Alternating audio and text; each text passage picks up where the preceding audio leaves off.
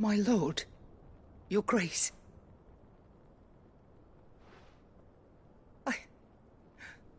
I hardly recognize you.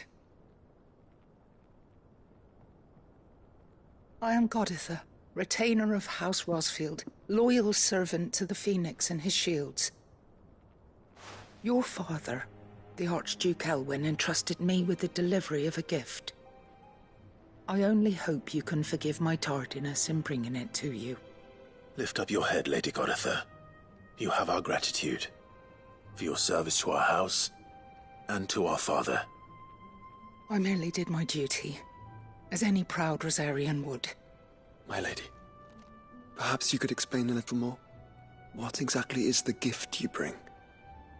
As I'm sure you know, it has long been the custom for the children of House Rosfield to be presented with certain keepsakes upon their coming of age. Indeed it has. Our father often spoke of the day when our turn would come. And had he lived to see it, he would have presented you with the treasures I bear. Matching armbands for you both. Alas, he did not live. Indeed, he was taken from us even before they could be completed. He had intended to claim the Heartstone with which each armband was to be finished himself, but it was not to be. And his gifts remain incomplete. I see. It saddens me to bring them before you, as they are. It was your father's wish that you be presented with the finished articles, not these works in progress. But with his grace long since gone, and the stone left unclaimed, I had little choice. You are grown men now, and his house is yours. And while I would not presume to insist upon your claiming the Heartstone in his stead, I know that nothing would have pleased him more than for you to do so. Thank you, Lady Goditha. What say you, Clive? What else? Of course, my lady. May our father's will be done. Oh, I am much obliged. Do you know where we might find this Heartstone, my lady? I do. Though it may be a matter of a good deal more than simply happening upon it. It is found in the bellies of elder griffins, you see. We do at least know where to find one. A certain specimen has made its nest in Titan's Wake, not far from here. A certain specimen? You are most perceptive, Your Grace. In answer to your unspoken question, yes. In fact, this is the very same beast your father meant to slay. I have been tracking its movements since you were but a boy. Were you to slay it in his stead, as men of House Rosfield, it would surely make your father proud. What say you, Joshua? What else?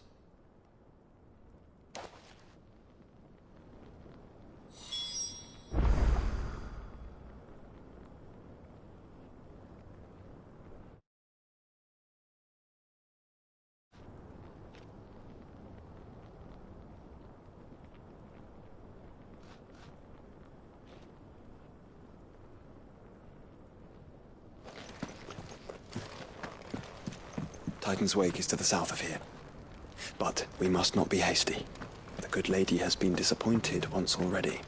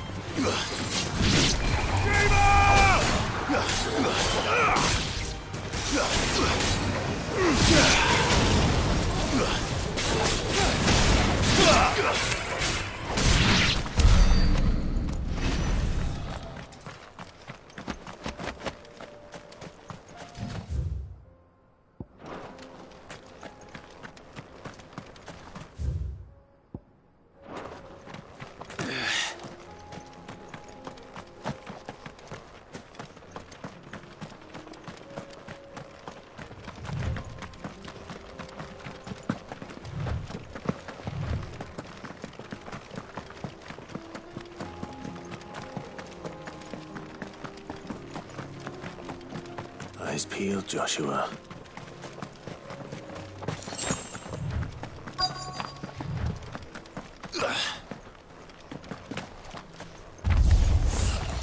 There it is.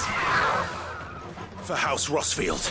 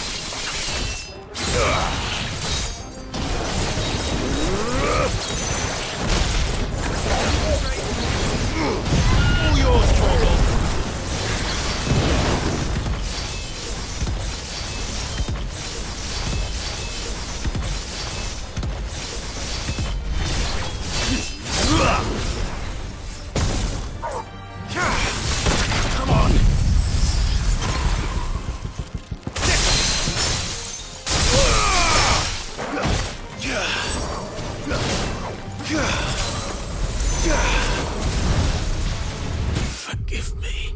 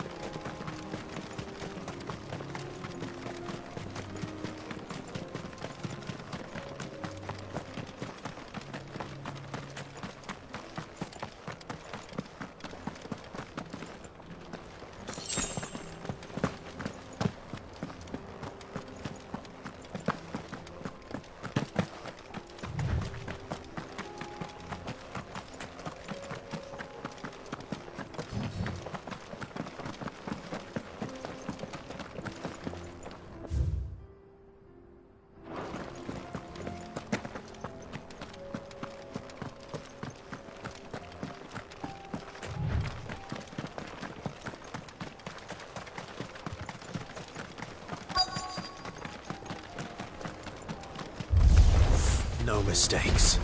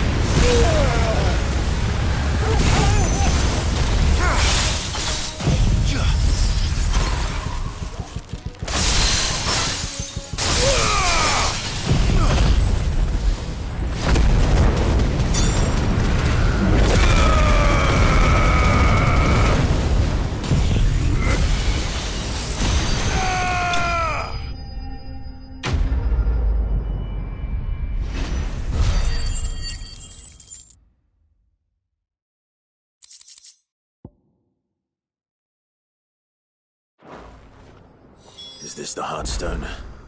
I expect Lady Goditha will know.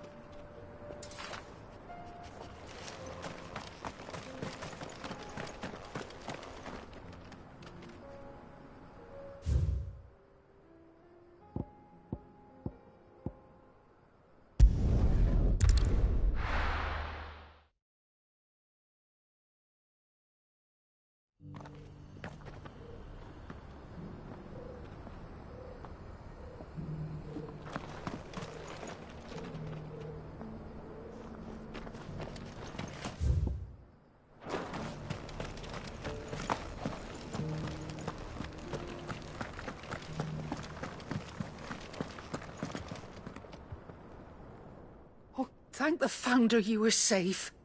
The Griffin is slain then? And the Heartstone claimed.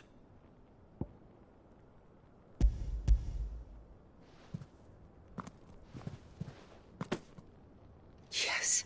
This radiant luster, like frozen flame, it is just as your father described it.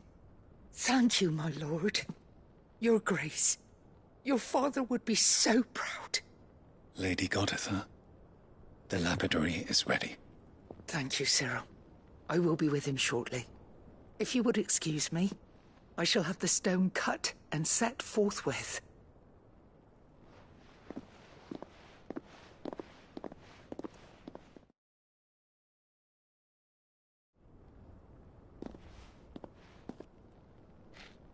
The armbands are complete. Pray, take them. They are yours, after all. Heartstone is harder and more enduring than garnet, or even ruby. It symbolizes unwavering will and devotion. And the graven vines encircling the stone represent the unbreakable bonds between you. It's a message. Father knew we had enemies both inside and outside the duchy. Enemies who would thwart his vision. Only with unwavering devotion would it ever be realized. And only if we stood together, as Phoenix and Shield, as brothers in arms, only then might those enemies be overcome. Indeed. His Grace knew the enormity of the task he would entrust to you, his heirs. But this was more than just a message. It was a promise. That he would always be with you. Thank you, Lady Goditha, for remaining the steadfast custodian of our father's will. Forgive me, my lady, but there is something I don't quite understand. The Undying told me that after Father died, Mother claimed all of the ducal treasures for her own. Even if the armbands were incomplete, she would surely not have overlooked them. So, how were you able to keep them from her? Because I was the keeper of the vault. Though I was but a lowly servant, your father spoke to me of his intentions for the bands, of the deep love he had for both of you, and his hopes for your future. In the days before the disaster at Phoenix Gate, I discovered that the Duchess had ordered her jewelry be sent away from the castle. It was then that I knew she meant to betray us, I tried to warn your father, but it was too late. When word of the fire reached Rosalith, I knew my time was short. So I took up the armbands and I fled into the night. And thank the Founder you did. Yet my duty to your father was incomplete. Not knowing what else to do, I followed the Griffin, thinking I might claim the Heartstone on its passing. And so my pursuit continued, until Lord Cyril appeared before me. He informed me that His Grace's will had been recovered, and that his sons were alive and well. Lady Goditha, on behalf of my father and all the people of Rosaria, I thank you for your loyal service. As do I. Thank you, my lord. Your Grace, for coming back to us, for giving my service meaning.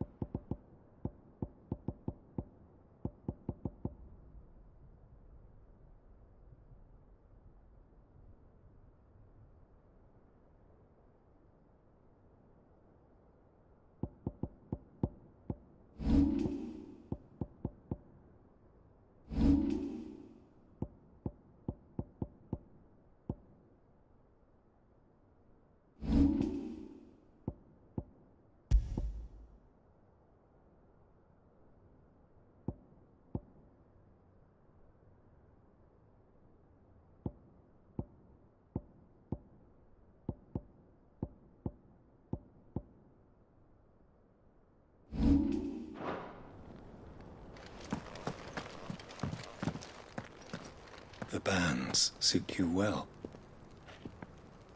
It must be gratifying to finally receive the inheritance that was denied you for so long. It is.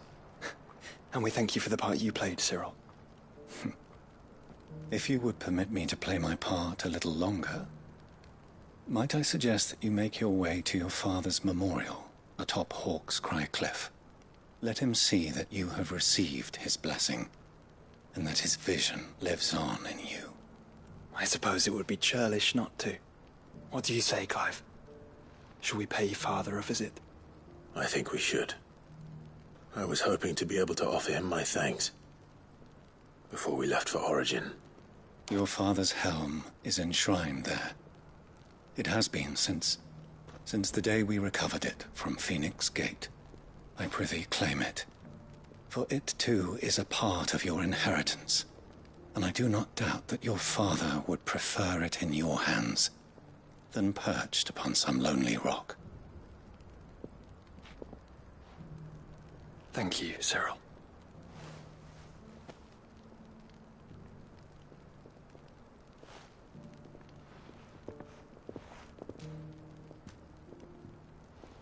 Come on, Clive. He's waiting.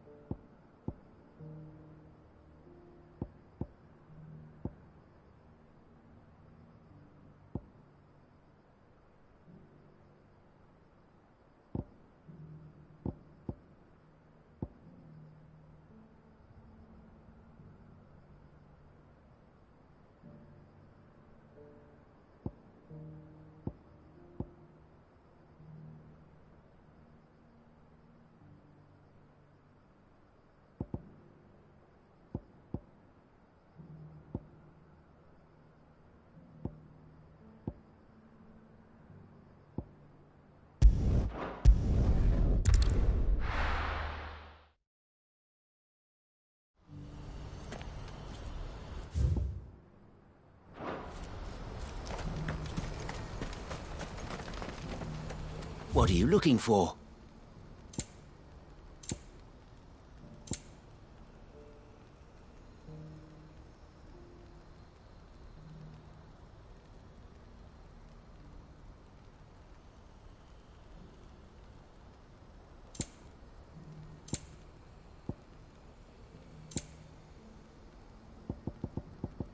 You're welcome anytime.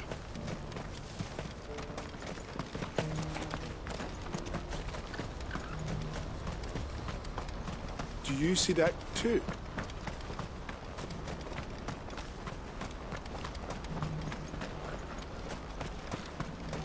Papa? What is it? Oh, please, just make it stop.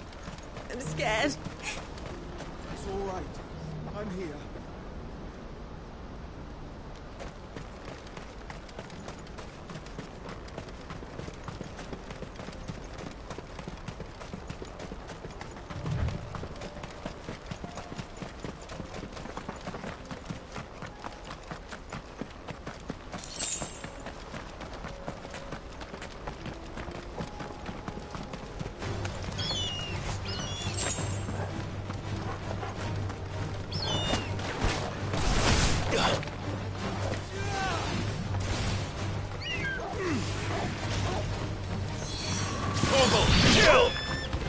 Get him!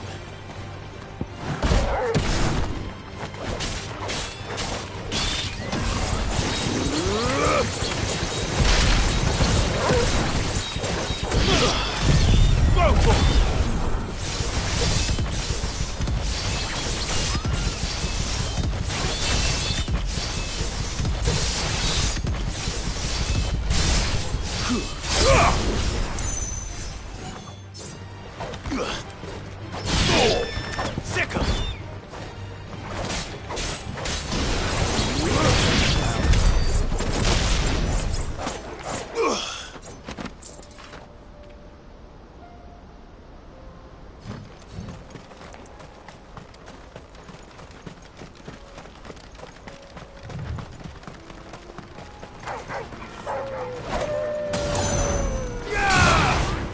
I'm hurt, Torgal.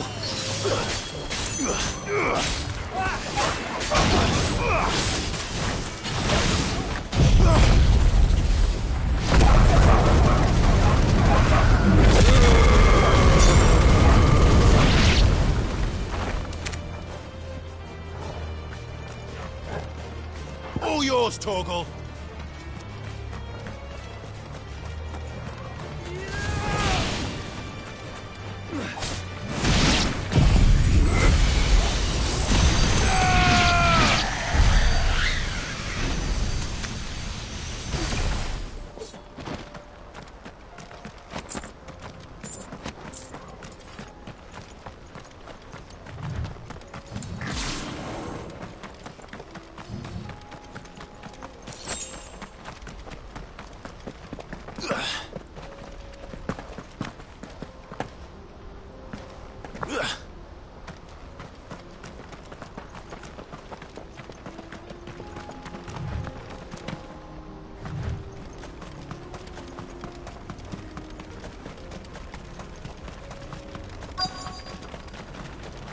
Can't be Rutherford, can it?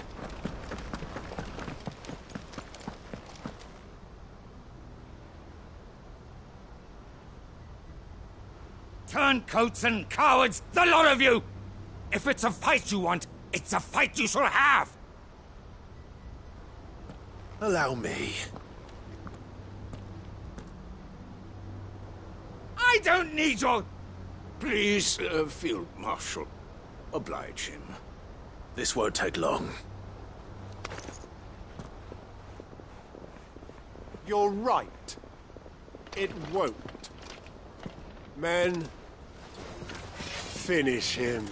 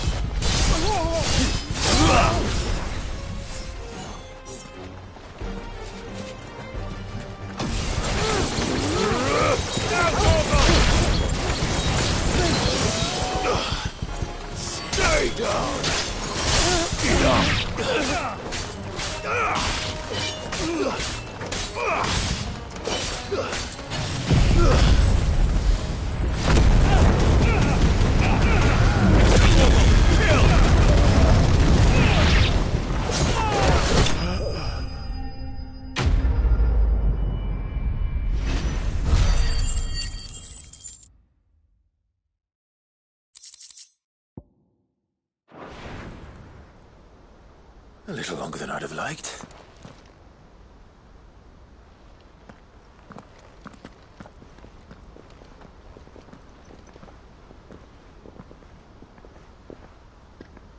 Field Marshal Havel, I presume. Are either of you injured? No, my lord. You arrived just as our escort turned on us. Fucking traitors. I'd heard reports of soldiers in the outlying regions abandoning the oaths they swore. But I hadn't thought the corruption had reached so close to the heart of the Republic. It's a fucking disgrace. Your interfering old bastard of an uncle tried to warn me, of course. My lord Marquis. Or is Sid the Outlaw more to your liking? Call me what you want. It doesn't change who I am, or the urgency of the message I bring. My uncle has a plan to right the realm, and he needs your help to see it through. Before I agree to anything, I'd have you answer one question. What do you stand to gain from all this? I won't deny that I might benefit from further chaos. But I seek a new beginning for all of us. And while the choices I've made may not always have been the right ones, I know I made them for the right reasons. For so long, so many of us have been told how we could live, how we could die, when it should have been our decision all along. Now we have a chance to put things right. But in order to take it, we must stand together. Even if it be beside those with whom we don't see eye to eye.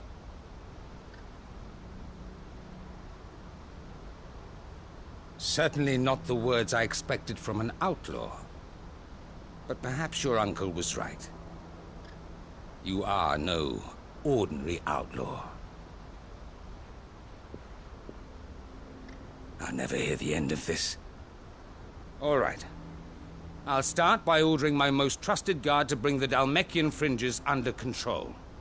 Next, I'll make contact with my counterparts in the Imperial Army and see if I can't convince them to try and restore order in their own territory.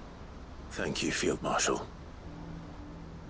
But they are not the only ones we will need to convince. What do you mean?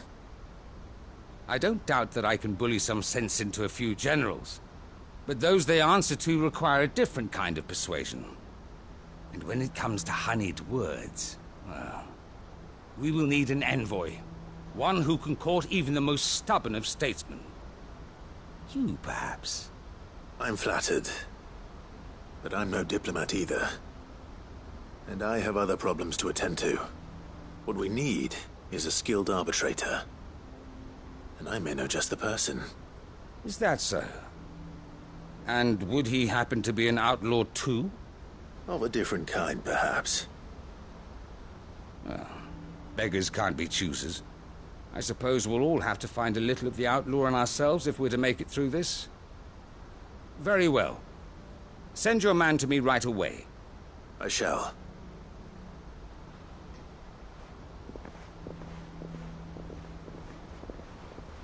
My Lord Marquis. Your Lord Uncle bade me escort the Field Marshal to his manor in Port Isolde. And I will see that my associate joins you there. Very good, my lord.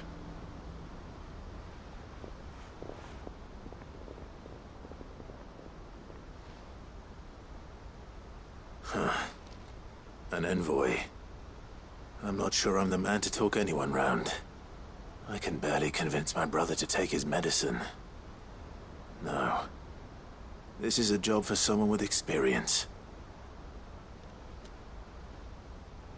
Someone like Quentin. I hope I can convince him at least.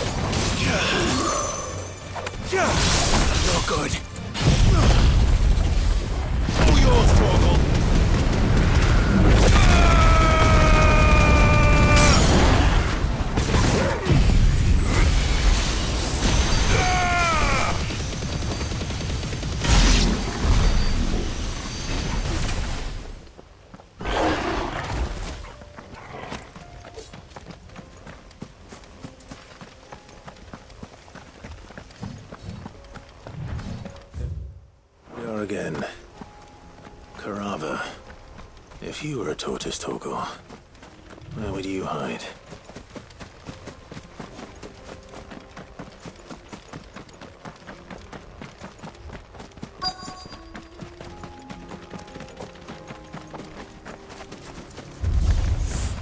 It looks like we found him.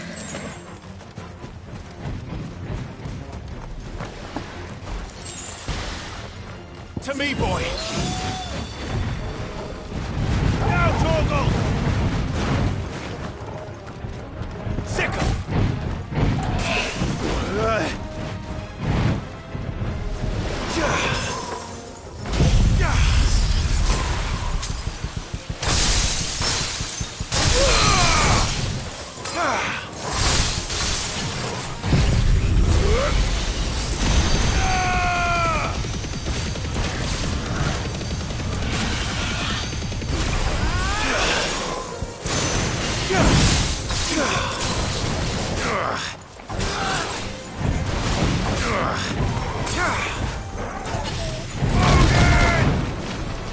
I've heard Torgal.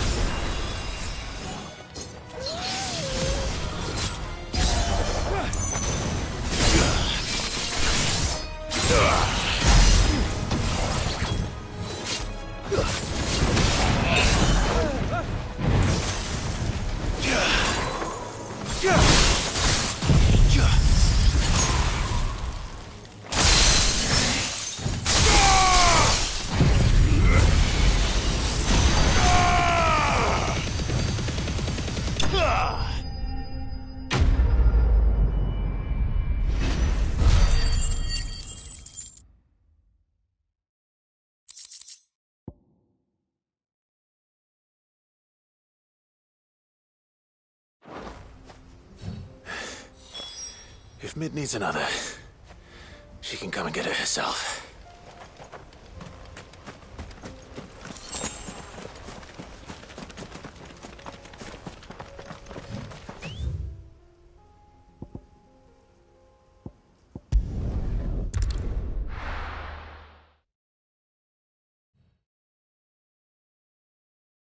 You have to listen to me. They're coming.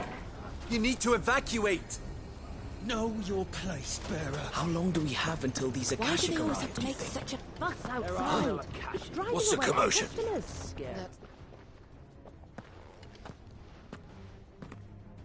Ah, it's you.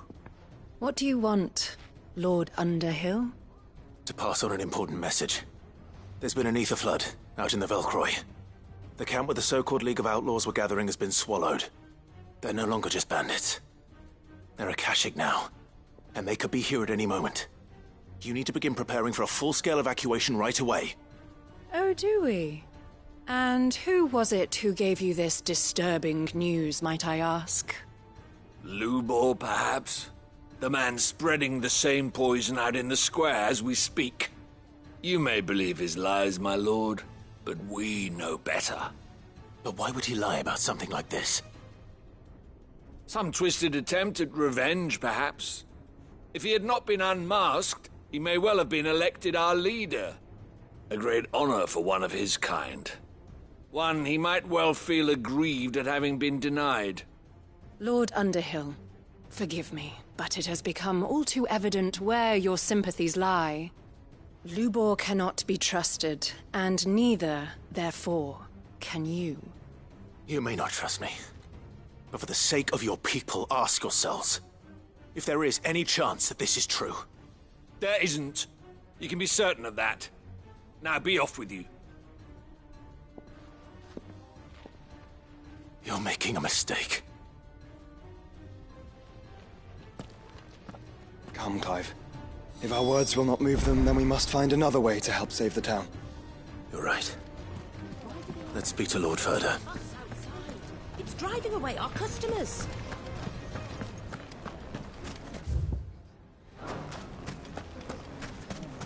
I think we'd better shut up shop for today. What's Lubor raving about now?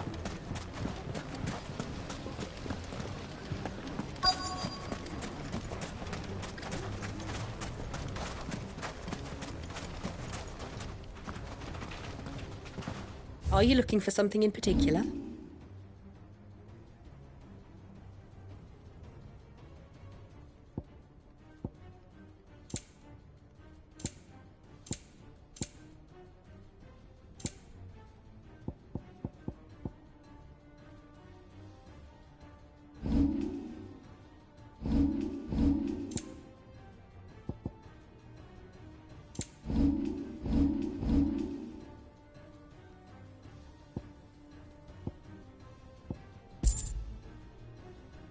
Go with Gilbert. Nothing to report. Same as yesterday. Better already. The day before.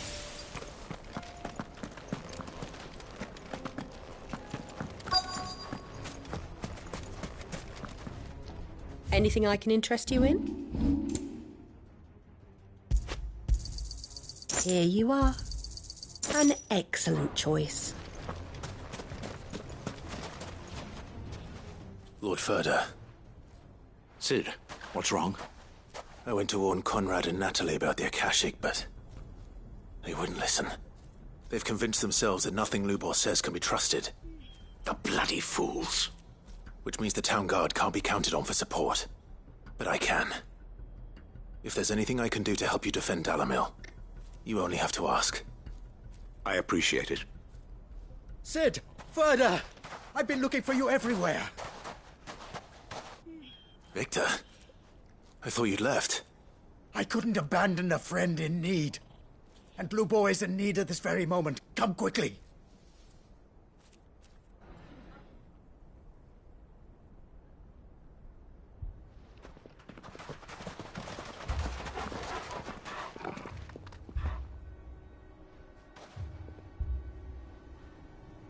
You have to believe me! The Akashic are coming! They don't eat, they don't sleep, they don't tire, and they don't care who they kill. They're unlike anything that's come before. There will be no parley, no mercy granted! We may have saved the town once, but this is different. I do not ask that you forgive me, but please believe me. If you do not run, you will die. You will all fucking die!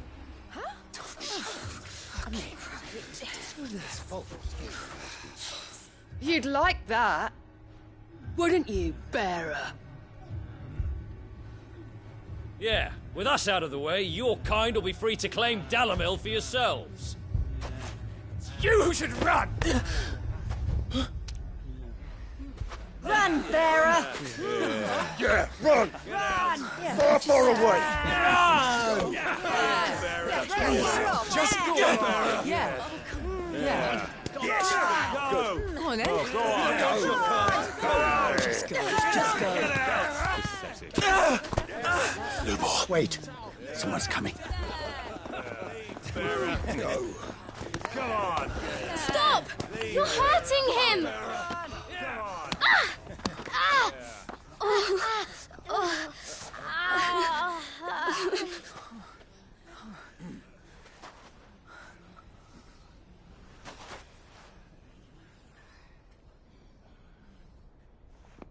What did Lubor ever do to you? He solves all your stupid problems, and he keeps all of you safe. You know there's nothing he wouldn't do for this town. Who was it who made that cleaver you use every day, Conrad? And what about your counting table, Natalie? Who fixed that? Whose men make sure the streets are clean so all your boots don't get dirty? Who spends all day, every day making sure things run smoothly round here? And none of you ever say thank you.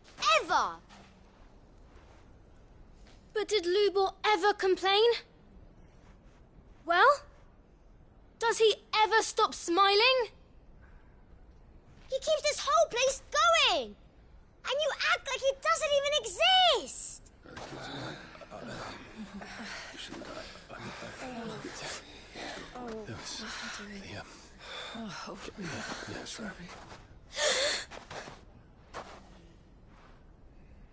Lubor, we have heard enough. Wait! We will not run. The town guard will not abandon the very place it is sworn to protect. And I will not give up for lost the stores that we labored so hard to fill.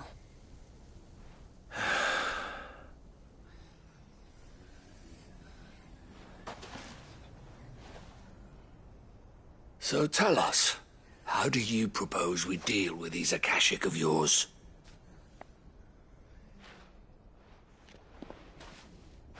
We won't run, but we will fight. All right, then.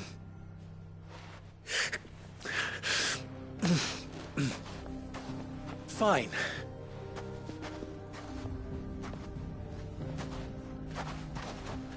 Gather round if you don't want to die.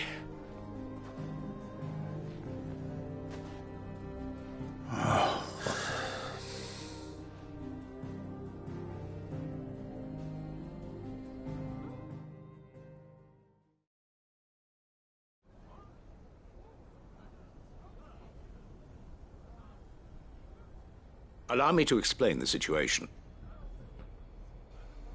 The ether flood occurred near the village of Cheratina, deep in the Velcroy. The place had been abandoned for years, until the League of Outlaws decided to make it their base of operations. Now they're all turned, and if the scouts' reports are correct, heading in this direction. They are mindless monsters, driven only by hate and rage, and they are utterly unpredictable. With the bandits, we at least knew how and where they were likely to attack. When these creatures come, Dalimil will have the bitterest fight it has ever faced on its hands. The town guard will muster at the north gate. The rest of us will take the south. Both forces will provide men to serve as scouts and messengers, ready to spread word of the size and nature of the Akashic force as soon as it is spotted. And as soon as it has been, we will converge on its position and see that it is driven back from Dalimil at all costs. Conrad, Can I count on the support of the town guard? Always. I leave the selection and coordination of the messengers in your hands, Victor. And the command of our men in yours, Ferda. If you would both be so kind. Consider it done. As you wish. Natalie, I would ask that you and your people have the townsfolk barricade themselves inside the bathhouse. And tell the merchant not to waste time securing anything beside the essentials. Preserving life is our one and only concern. As long as we survive, it doesn't matter what trinkets we might lose. Our riches can be regained. And if anyone doubts that, let it be known that the Briar's Kiss stands ready to cover any losses. Very well. I shall tell them. Where do I fit into this plan? Where else but the most perilous place of all? I would like you to travel to the home of our erstwhile League of Outlaws, Cheratina itself. The main host is most likely still there, and Dalimil will not be safe until it is eradicated, root and branch. A little gardening. How pleasant. I doubt it. I have a feeling these weeds will be particularly stubborn. Luckily, so am I. So you are. All right then, we all know what we have to do. Now it's simply a matter of doing it. For Dalimil.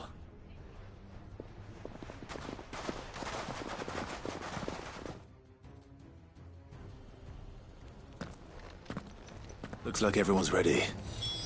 I'd better not keep them waiting.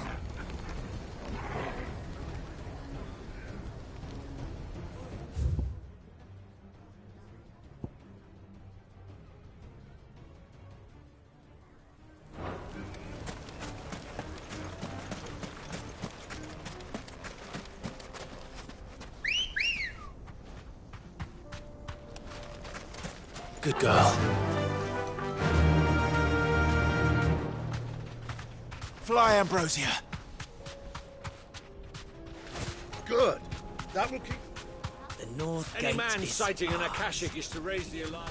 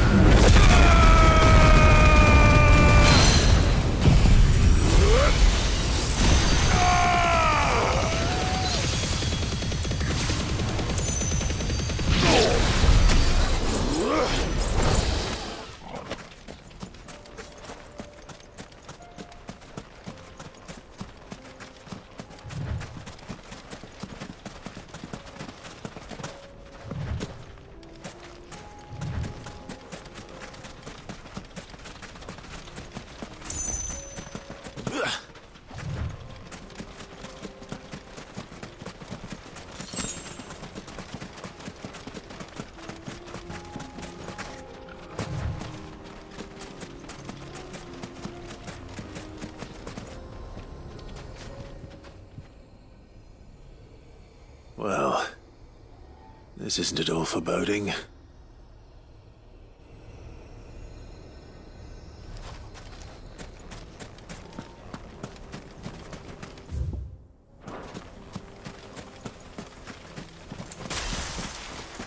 There it is. The flood. But what's waiting for us inside?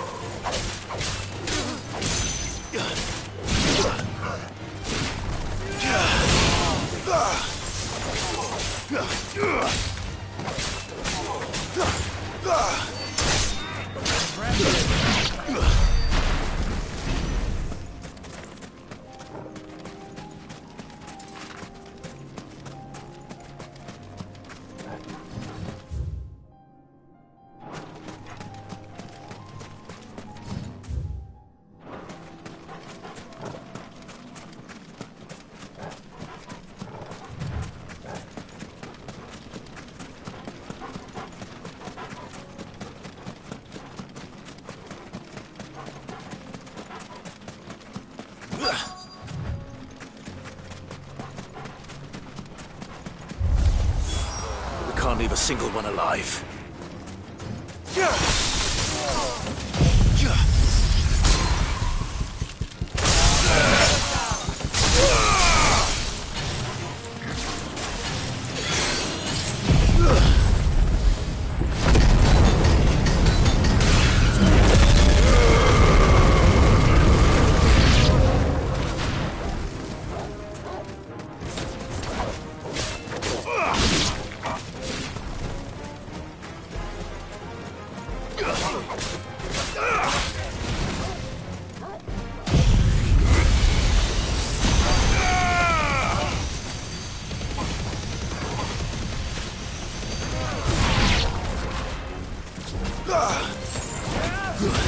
All yours, Torgal. Enough. Odin.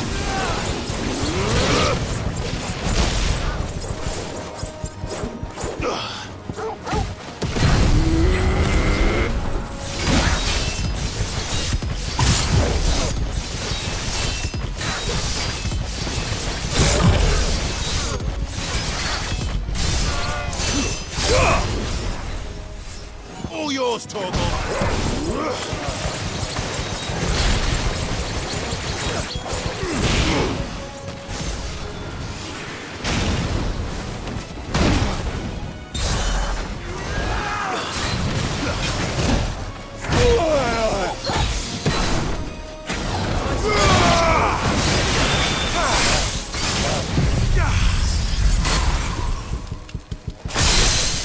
Help me, boy.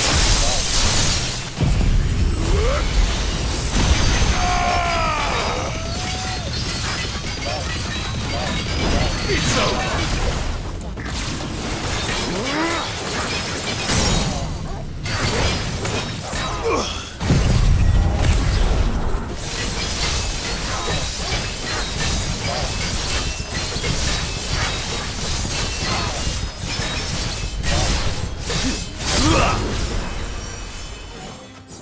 You're a fine hound.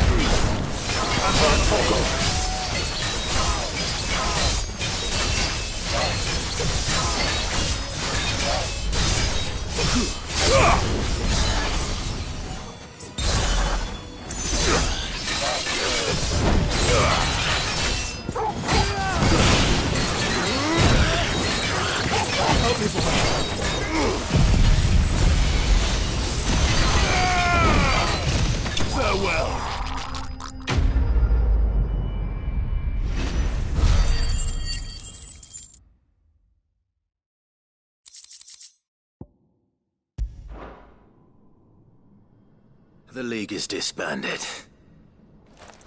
I should get back to Dalimil and see how the others fared.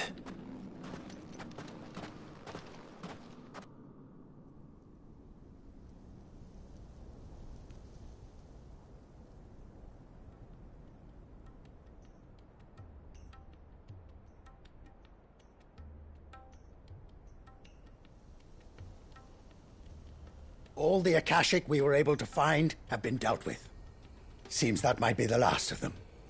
Last of them here, perhaps. Lubor, Sir Clive has returned. Clive! What news from Charatina? It's done. Root and branch. I knew you wouldn't let me down. Thank you, my lord. Friends, the Horde has been driven back. The Akashic have been defeated. And we need not fear the arrival of any more, thanks to Clive. Victory is ours. We bloody did it! We saved Dalimil. Lubor, allow me to apologize. After all you have done for this town, we should never have doubted you. But we did. And for that we are truly sorry. We only hope that you can forgive us. We need you, Lubor. Dalimil needs you. So, if you would still like to be considered for the position of mayor, you have our backing. You do remember that I'm a bearer, don't you? We do. But that is not a stain on your character. It is a stain on ours. We thought only of what we perceived bearers to be, not what you truly are. The man who saved Dalimil twice over. I see. But I will only accept your proposal on 2 conditions. Name them. Firstly, that you will both do everything in your power to rally your people to my cause. If the Town Guard and the Merchants League do not accept my leadership, it will be doomed from the start. Unity is the key to defending Dalimil, and I do not doubt that we shall need to call on our combined strength again. When that time comes, I will expect us all to pull together, just as we did today. Of course. You have our word. And secondly, you will accept that if I am to lead you, the mistreatment of bearers must end here in Dalimil. Any bearer within our walls shall be afforded the same rights as any other citizen. They will not be judged by what they are, but who... So close to losing everything. We agree to your continue to work for the good of Dalimil, as you always have. Condition accepted. Well then, it seems my mayorship is all but confirmed. Do I get some sort of special hat?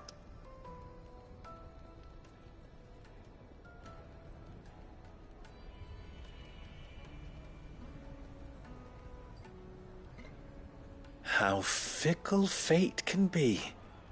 Not so long ago, I had resigned myself to leaving Dalimil in disgrace. And now, I find myself her leader. Here. For everything.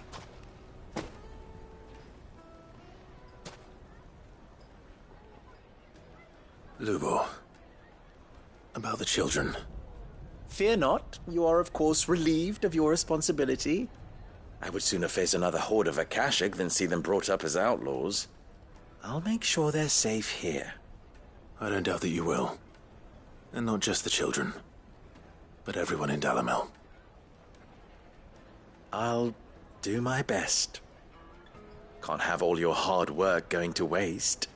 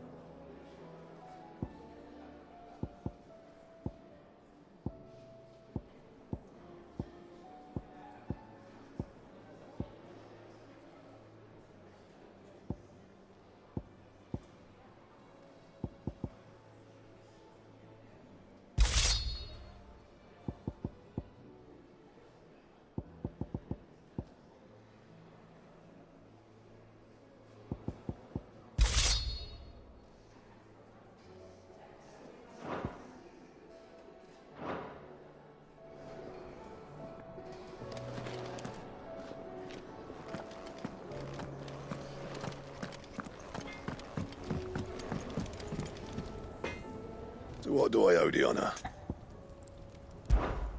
Not Sangforian, do you?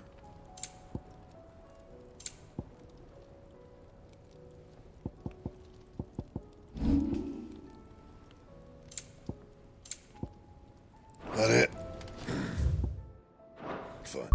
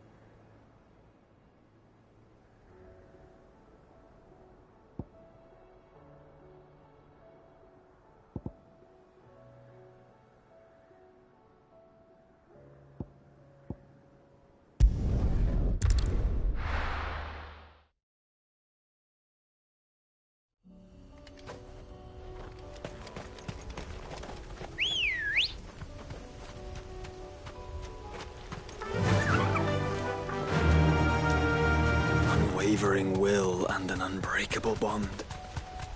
Do you really think we're strong enough? Save the world?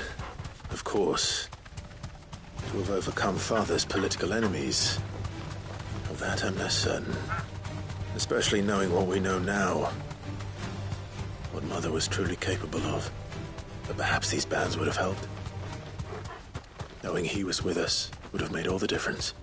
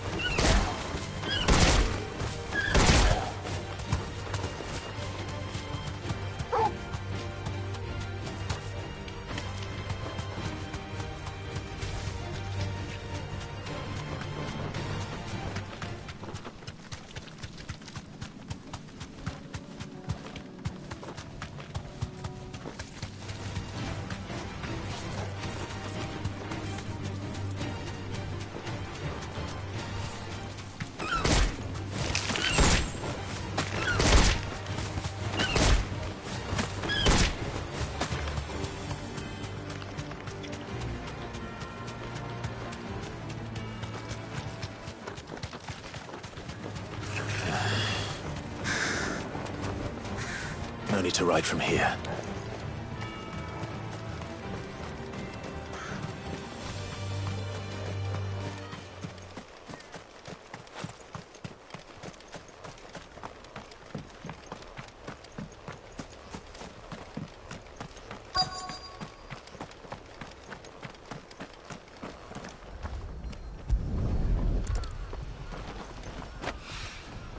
It's oil. After what happened here, it's a miracle there was any left at all.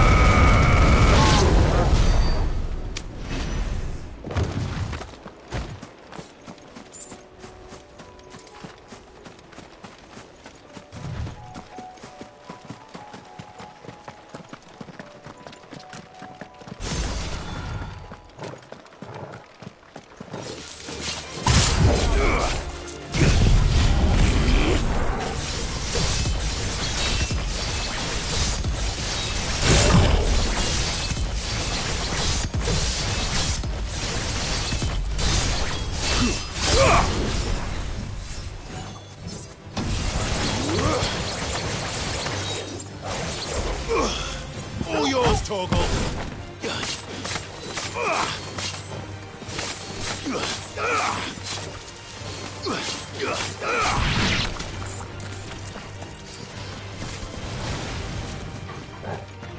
Now, Torgal!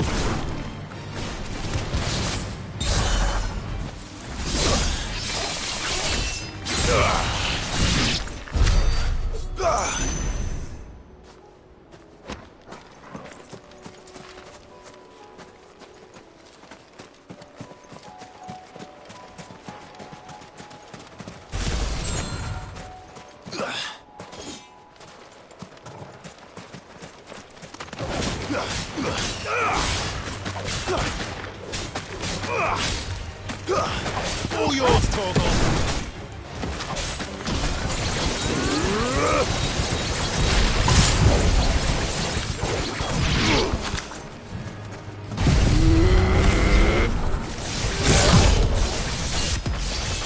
Now, Torgal!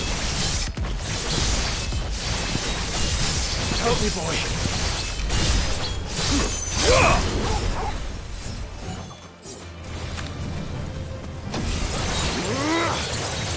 All yours, Torgal.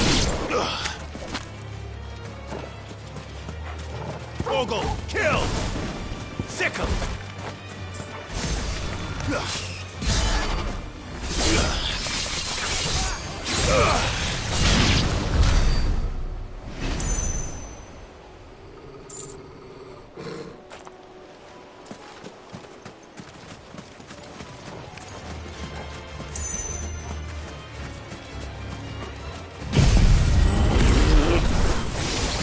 Now, Torgal!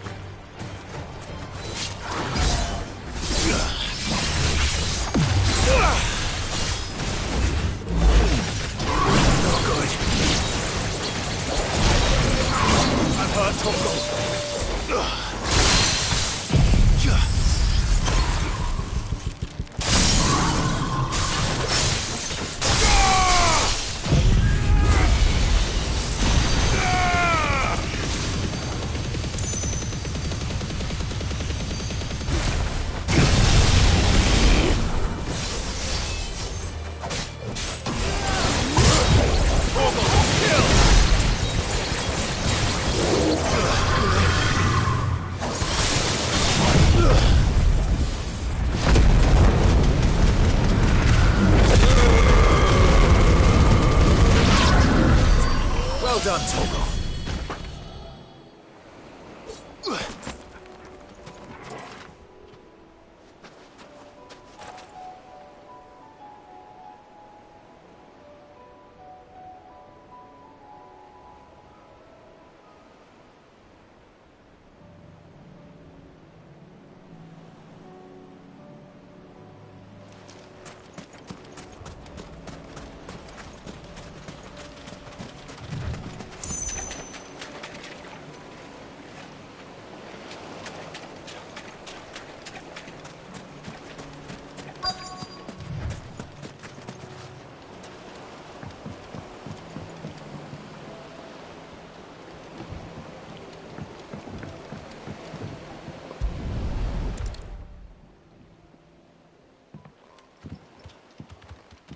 It's still here.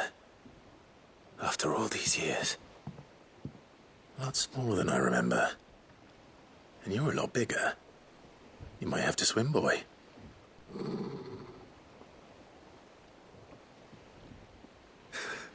I wasn't being serious. You two go on without me. I doubt that boat will hold a third. If you're sure, we won't be long. Hop in, boy.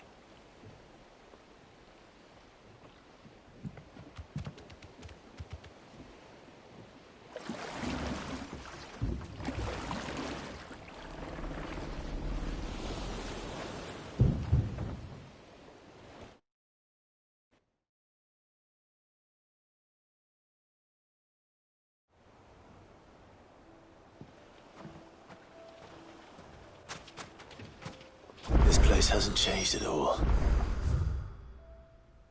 The rookery's right through those trees. Come on.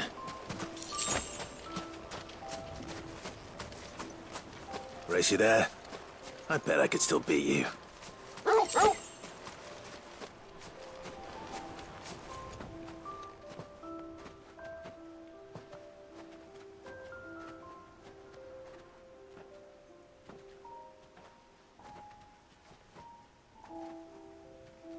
Here we are. This was our hideaway. Wasn't it, Torgal?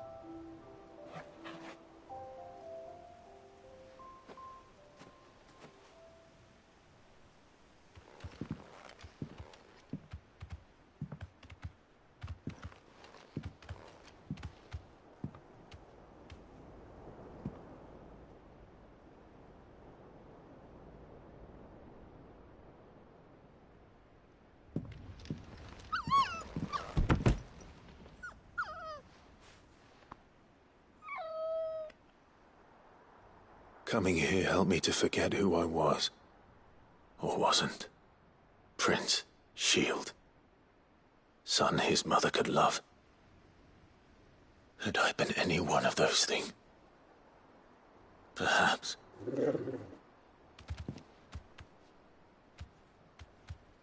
What is it, boy?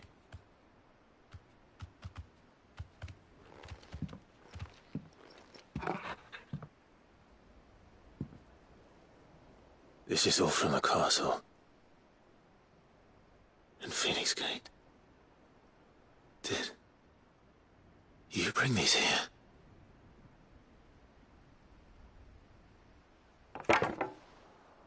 My sparring sword.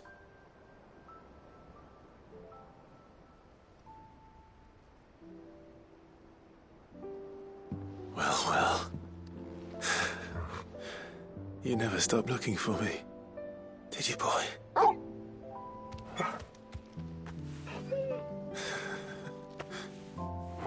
Thank you, Torgal.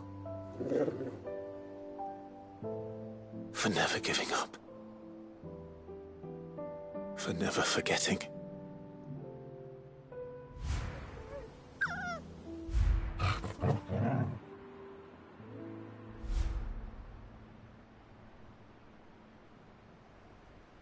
Let's take this with us, shall we? So I don't forget either.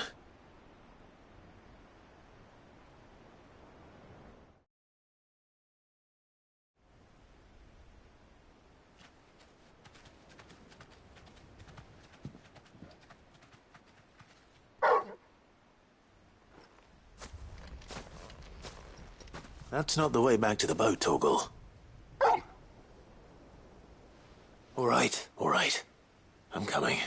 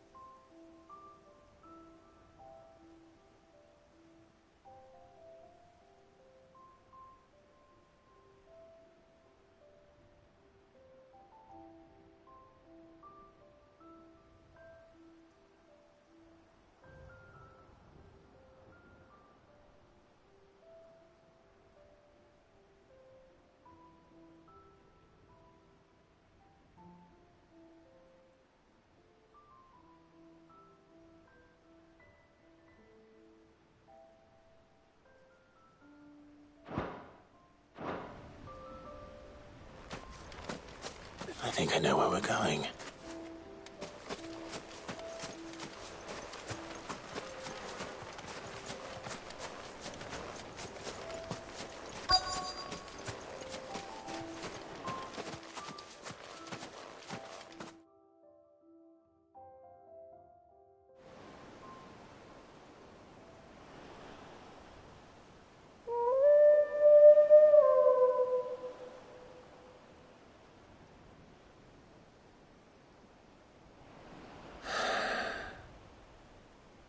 People always talk about the importance of putting the past behind you. But without it, we wouldn't be who we are today. And we certainly couldn't steer our way to a better tomorrow. Come on, Torgal. Let's go home.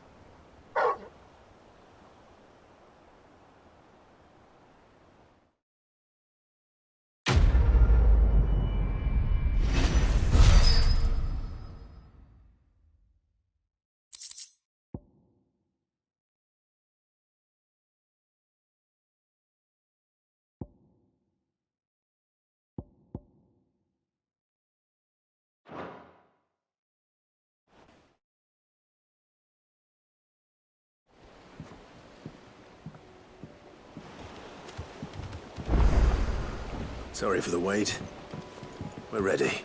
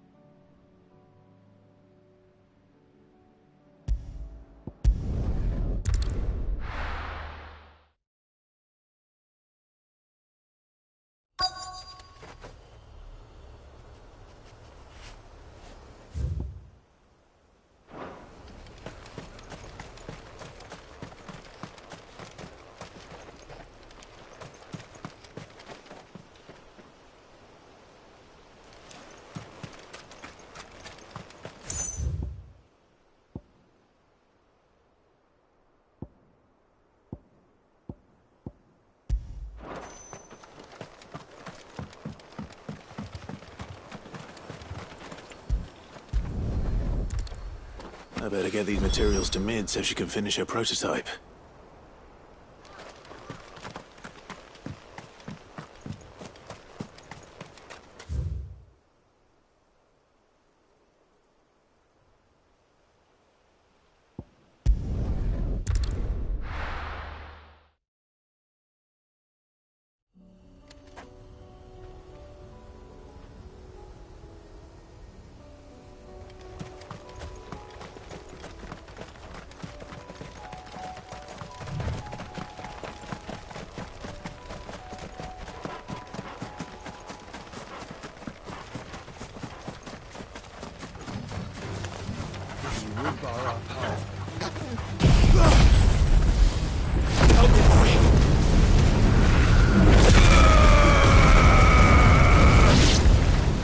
There's a good boy.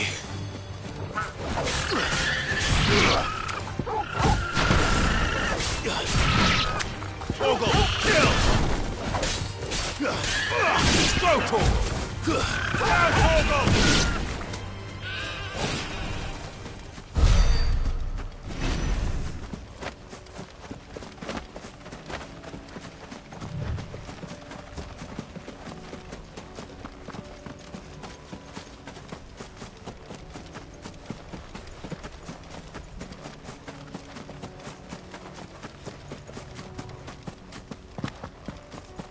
It's just back there.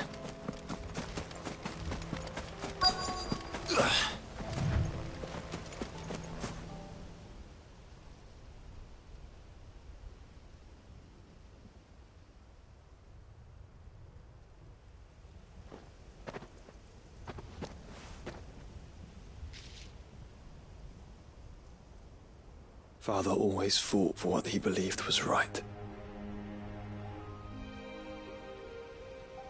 It wasn't until that night at Phoenix Gate that I realized I had never fought for anything. I always had someone else to do the fighting for me.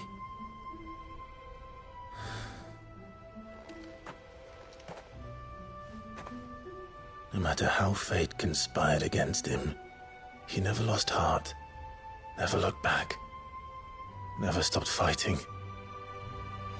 To me, he was the greatest of men. And I've been trying to live up to his ideals ever since.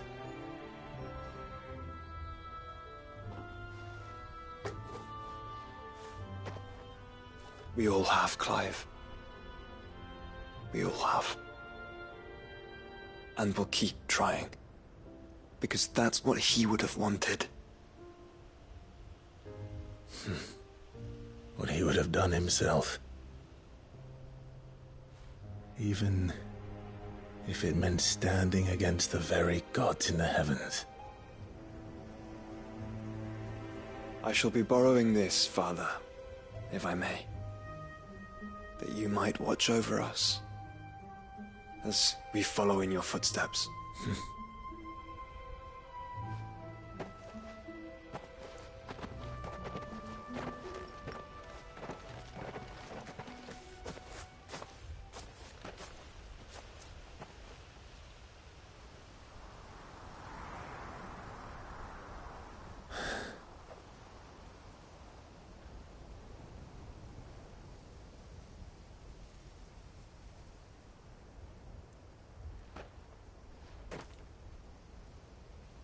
We won't lay you down.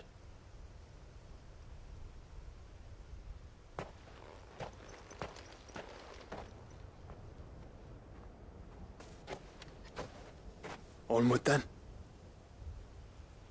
Onward. To the end. And to a new beginning.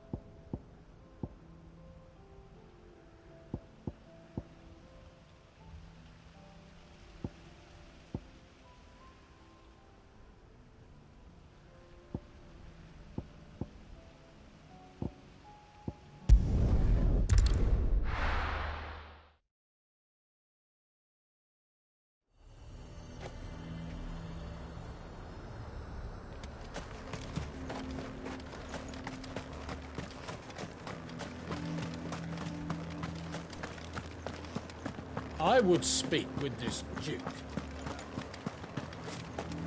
Saw the captain just now. Wasn't wearing his uniform. Because he handed it in along with his sword. Your town needs you. I need you. But the Duke would have me collect.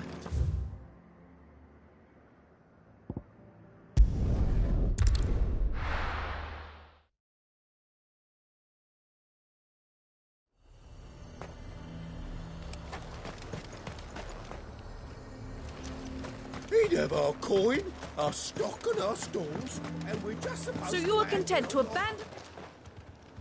Please, I beseech you. If you are a true son of Northreach, you must fight to defend your home. That's exactly what I am doing, milady. Or trying to, at least. The land is crawling with fiends, and someone has to keep watch. Even when our true enemy is hiding in the garrison? Fine. You're not the only able-bodied man in Northreach. Thank you so much for your help.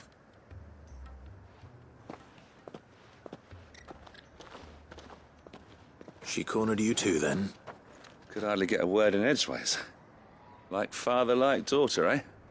She made an uninvited appearance at the Vale earlier, hoping to convince the Dame to join her in fomenting rebellion. I bet that went well. Her ladyship seems to have a way with people. Anyway, what brings you here? Our mutual friend thought you might welcome some help. Oh, she did she? Right as always. In fact, you're just the man. We've had some reports, you see.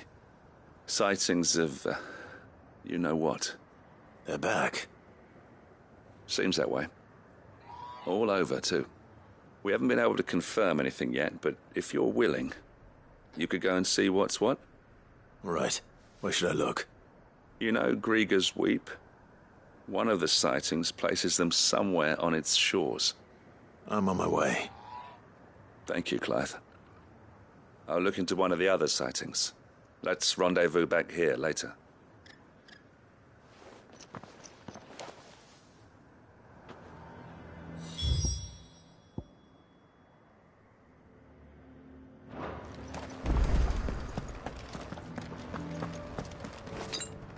I needed that.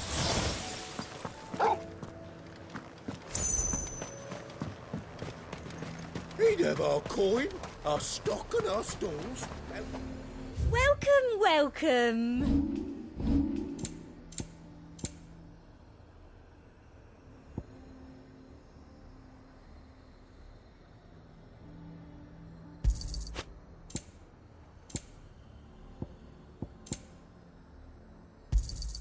I do like a customer who knows what he wants.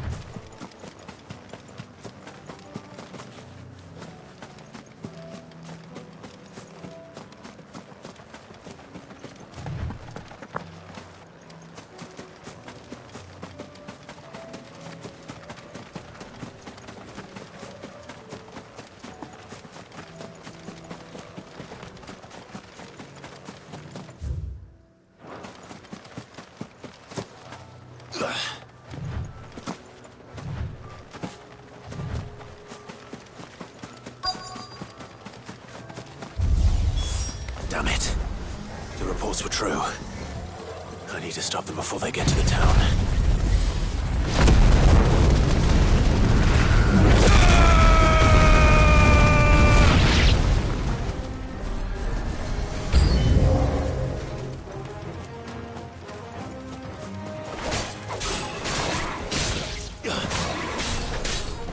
All yours, Torvald.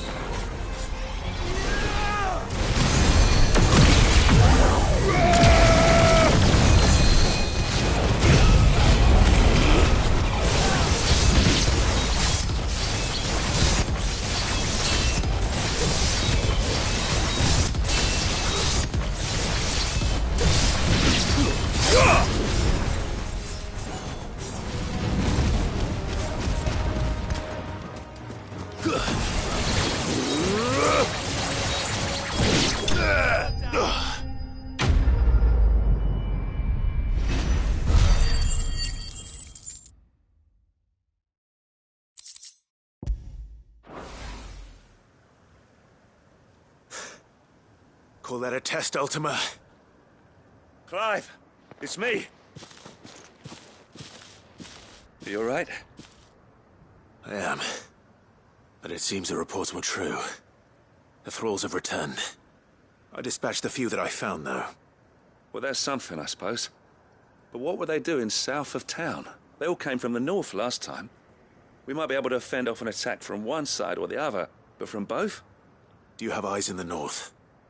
Some. I should probably go and have a look, though, just to be sure. You head back to Northreach. I want you there just in case war breaks out while I'm away. What do you mean? Her ladyship's been busy working her magic on the townspeople, stirring up ill feeling towards her father. She'll have her marching on the barracks if we're not careful. What? This is exactly what the Dane was afraid of. I'll do what I can to calm things down. Be careful out there, all right? Don't worry, I'm not like you. One sniff of those things and I'm running back to town screaming blue murder.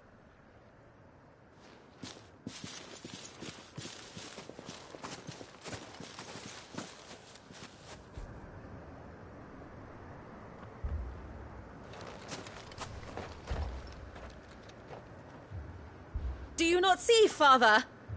The people of Northreach have given enough, and only a fool would ask for more. Listen to me, Sabine. Where would our people be without their country, The Empire is their sword and their shield. It is she that ensures they can live without fear. And now she teeters on the brink. Without their sword, how will the people fight? Without their shield, how will they protect their kin? Can the unarmed stand against the advancing hordes? No. But there is yet hope. A new shield, a new sword. A new empire. We can rebuild Sanbreque, just as Great Griga wills it. Perhaps we could, Father. But we don't want to. Not if it is built on the broken backs of the people. Please, let us not quarrel in the street. You must see that no good will come of this. Our fight is not with each other, but with the threat that draws ever closer to our gates. A threat that your sword has yet to rid us of, Your Eminence. You will hold your tongue, whore! You may have filled my daughter's head with your heresy, but I will not be corrupted. Corrupted? Your daughter's opinions are her own, as you would know if you had ever deigned to listen to her. At least I hope they are your opinions, and not posturing born of a family feud. Northreach deserves better than that. Northreach deserves better than you, Carla. Yes, I know who you are. The slut of Twinside who bedded a Brandit. Jealous, are you? That a woman might choose a bearer over a pious man of Griga. Clive! I met a swarm of thralls coming south from Oriflamme. Hundreds of them. Too many to count. No. Work on the fortifications has scarcely begun. We will retreat to Caer Norvent and there make our stand. Did you hear me? That was an order! While this is but a heartfelt plea, let us make our stand here and protect our homes. Protect those that we love. Together, for Northreach!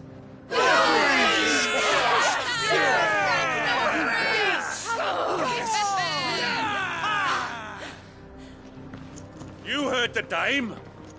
What are we waiting for? Pikemen to the gates. Archers to the roofs. Quickly, come on!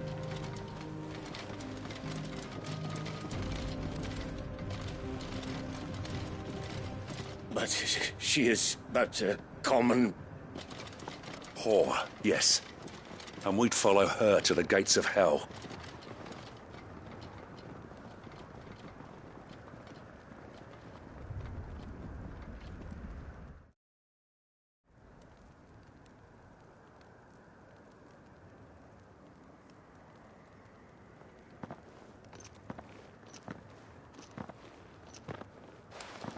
The men have their orders, and they look like following them. I got them spaced out at regular intervals. Whichever direction the thralls strike from, there'll be someone there to meet them. Thank you, Philippe. Rest assured the people will play their part. The herbalist has donated her stock of medicines to me. Should any of your men be injured, take them to the Vale. We'll see to them there. Thank you, milady. I will. I'll play my part too. You still want for numbers. Unlike the enemy. I only hope I can go some way to evening the odds. Philippe, can I leave the south in your hands? I doubt the thralls by the lake were the last of their number. Of course. I'll lead a party down that way so we don't get taken by surprise. What about you? I'll make my way up the road to Oriflamme. I fought a few of these things. And while I can't promise to hold them all back, I should be able to thin the herd. All right. But take care. Thank you. Both of you. You can thank us when it's over. Till then, madame.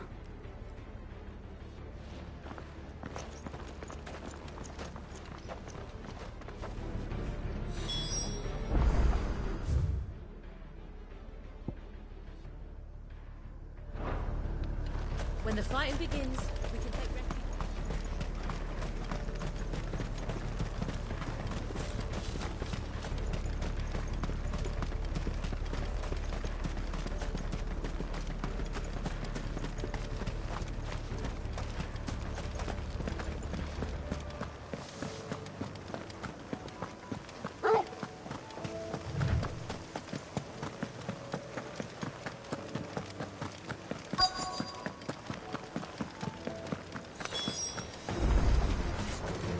There are so many of them.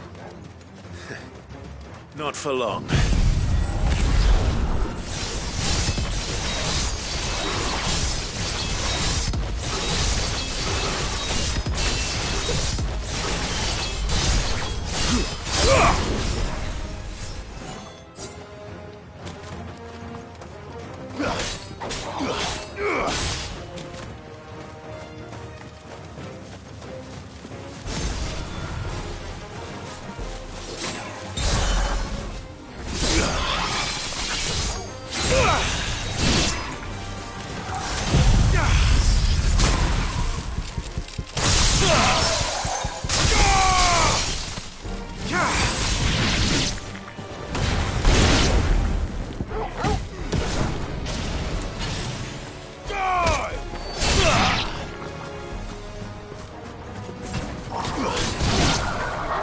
Is it over? No. It's only just begun.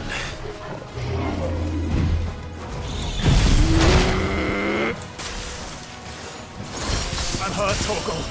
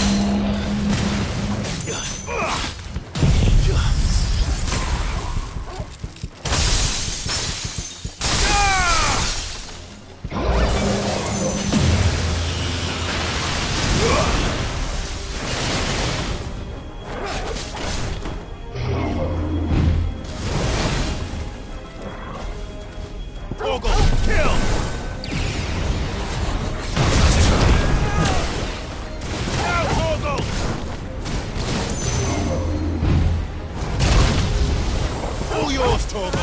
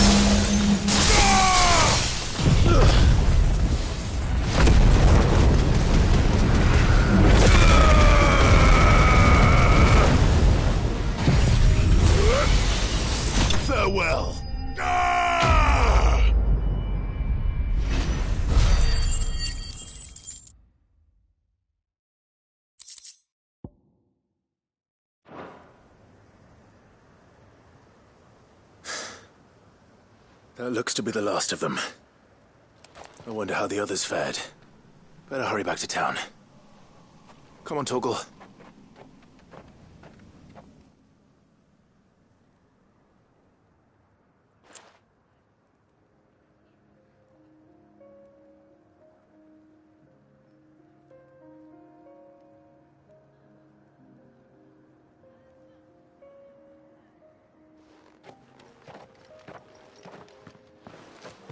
Clive, it's good to see you. And you. The road to Oriflamme is clear. How did you and your men fare? Well, we ended up fighting for our lives down by the lake. Took a few nicks, but nothing the girls of the Vale can't put right. Glad to hear it. Well, it seems we've survived. For the time being, at least. I thank you both for answering the call. You were right. And I was wrong. About everything. I had thought that the only way to unite the people was under the banner of Empire. That without a strong hand to guide them, they would drift apart. To be borne hither and yon by the eddying currents of fate. But you brought them together. Not by force, nor by the exercise of goddess-given authority, but by simply being one of them. By knowing what they feel, because you feel it yourself. Our purpose was ever the same, Your Eminence. You were merely distracted by a loftier vision of empire and glory, while our eyes beheld matters closer to home. You have the right of it again. As did you, Sabine. His radiance said it himself. Sanbreque is naught without her citizens. I forgot that. And I am sorry. I'm sorry too, Father. I should never have taken things so far. I only wanted you to understand how the people felt. How I felt. But my anger got the better of me. Do not blame yourself, my dear. This was my doing. I should have listened to you. To all of you. Your Eminence, your ladyship, I do not doubt that you came here with the best of intentions. But I believe the same could be said of us all. We all want safety, security, prosperity. Not just for Northreach, but for the entire realm. And we may yet achieve it. If only we work together. Will you join us in this? Yes. We shall. Thank you, Your Eminence. Now that that is settled, I must go and see to the wounded. The Vale's doors are always open to any soldier in need of relief. And today there are more than ever before.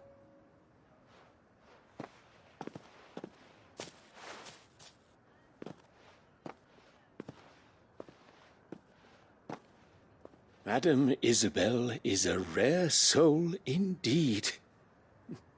In these dark times, I see that it is not men like me who should lead the realm, but women like her. You're right. If only I'd listened to her when I had the chance. Forgive me for saying so, milady, but you still do. The Dame said it herself. We can turn things around. We just have to work together. And that goes for you, too. You're one of us now. One of you? Well said, Captain. Let this be a new beginning. Not only for Sanbreque, but for us. Well, since there's nothing more to be done here, I should see if Isabel needs any help moving the wounded.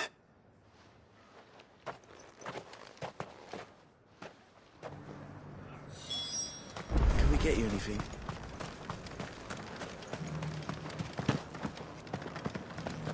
There's no need to worry any longer.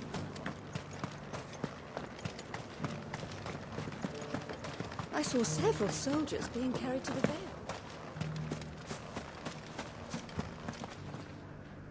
How goes the treatment of the wounded? I'd be happy to man one end of a stretcher if it would help.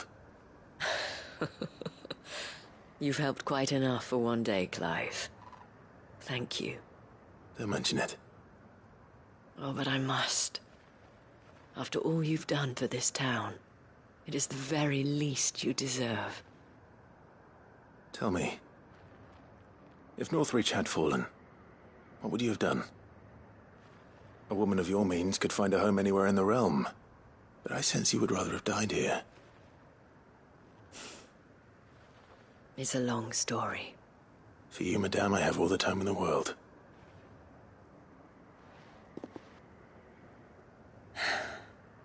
Very well.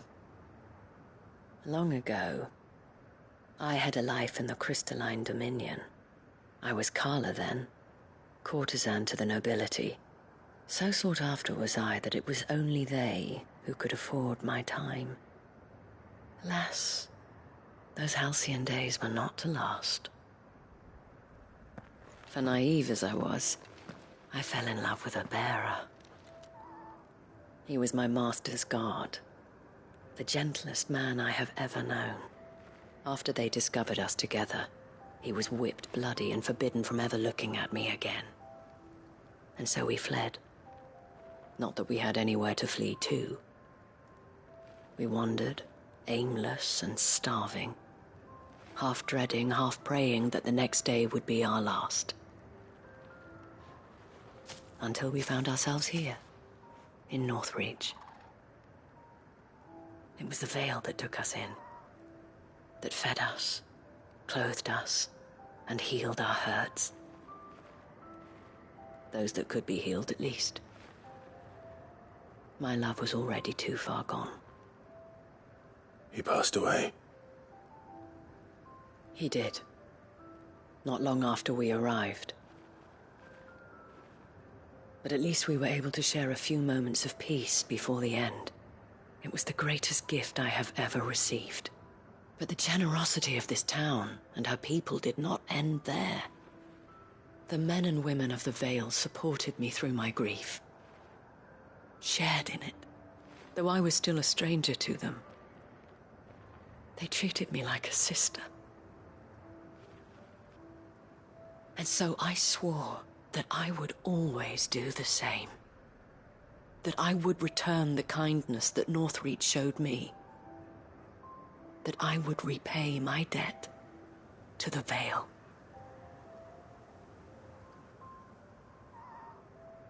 Thank you, Isabel, for sharing this with me.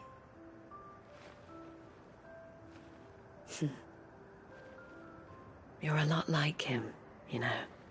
Perhaps that is why I have such a soft spot for you. Never stop fighting, Clive. And I shan't either. I know that it will not be easy to keep Northreach together. But our efforts will be rewarded. Just look at us now. The people, the soldiers, even the Duke of Oriflamme and his daughter, all united in defense of this town that we have come to call our home. And what of you? Can we count on your support too? Always.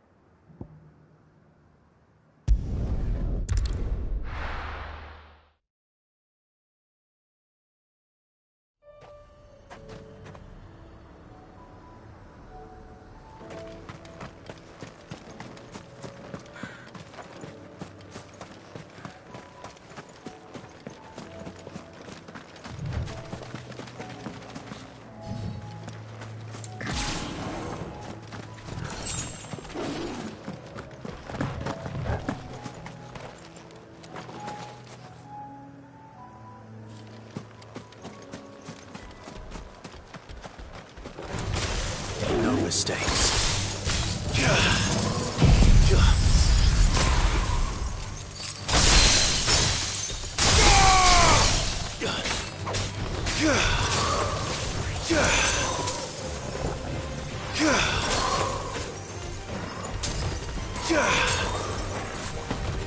This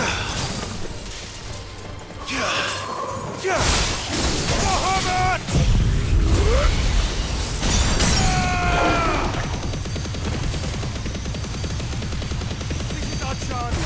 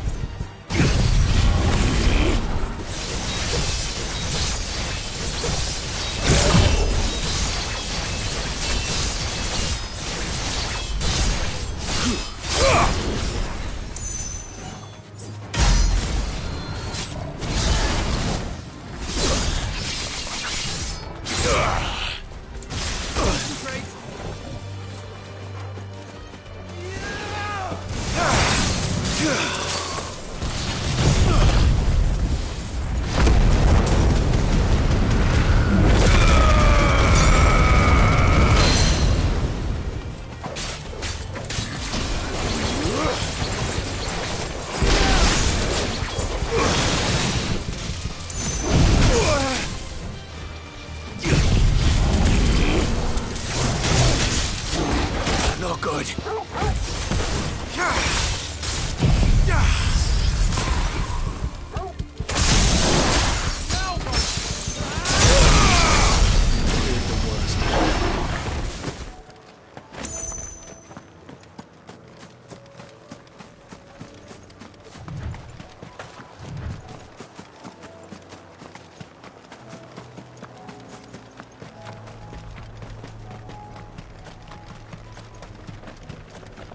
These are clean kills. Perhaps young Ember really is ready. Or maybe not.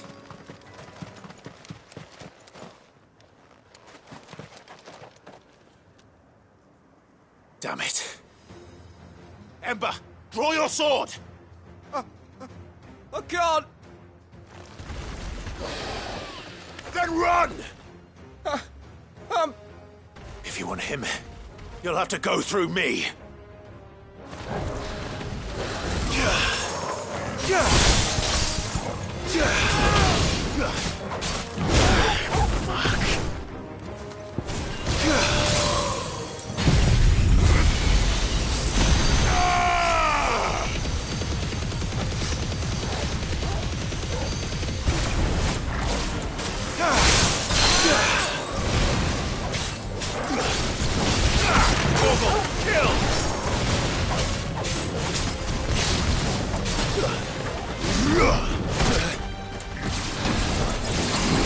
Have mercy! Clive!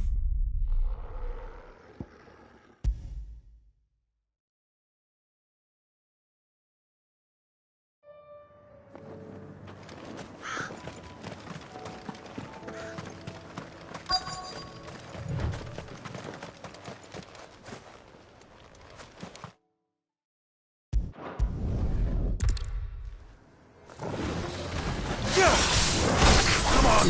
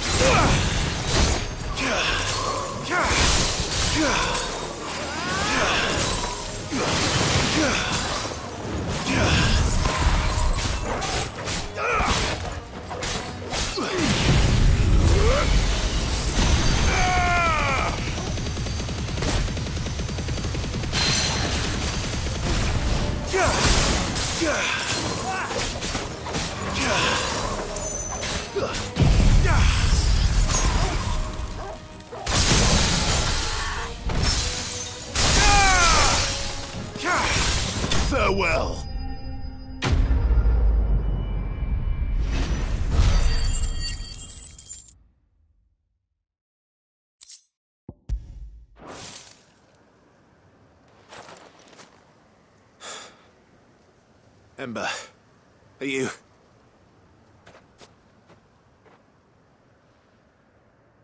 Gone. Of course.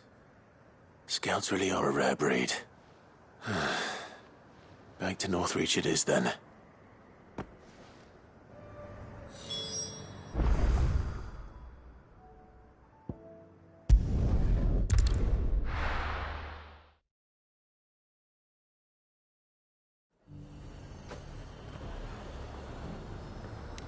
The garrison said they take another 100 of me spots. Those whites will think twice before attacking us again. I didn't expect you back so soon. Where is Ember? How did he fare? I thought I'd find him with you. He must have fled. I followed him to Eastwatch, where I found him being set upon by a wild Avis. He was just standing there. Didn't even draw his sword. I had to step in and take care of things. But by the time I had, he was nowhere to be seen. I assumed he'd set off in your direction, but apparently not. Oh, I'm sorry, Sid. I knew the boy had a nervous streak, but he seemed like... The right man for the job? I believe this is the logbook you tasked me with retrieving. Eh? How did you... Don't you tell me you breached the tower while Sid was busy saving your skin. What? Wasn't that what you asked me to do? To bring the thing back without getting caught? He has you there, Nazair. And he did it all on his own. But Sid, he did what he thought was best. And now I have to decide whether I agree. Of course. We'll await your evaluation back at the hideaway. Don't you leave my sight. Yes, Sergeant.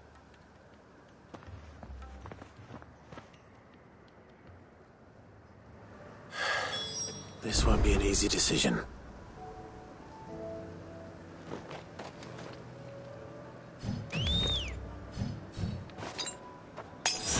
I needed that.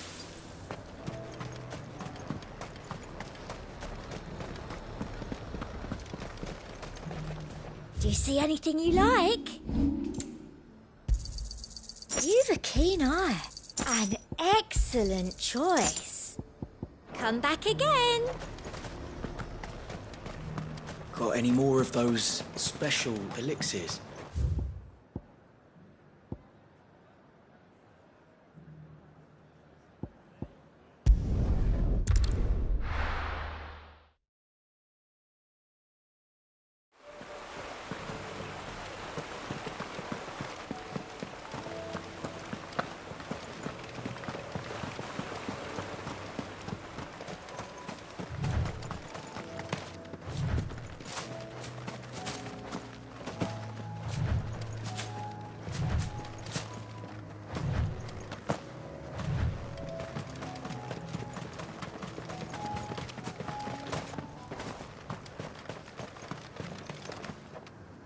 Quinton, I have a proposal for you. Do you now? Something tells me you'll be asking more of me than a cask of Gotand gold. Go on, then. Propose.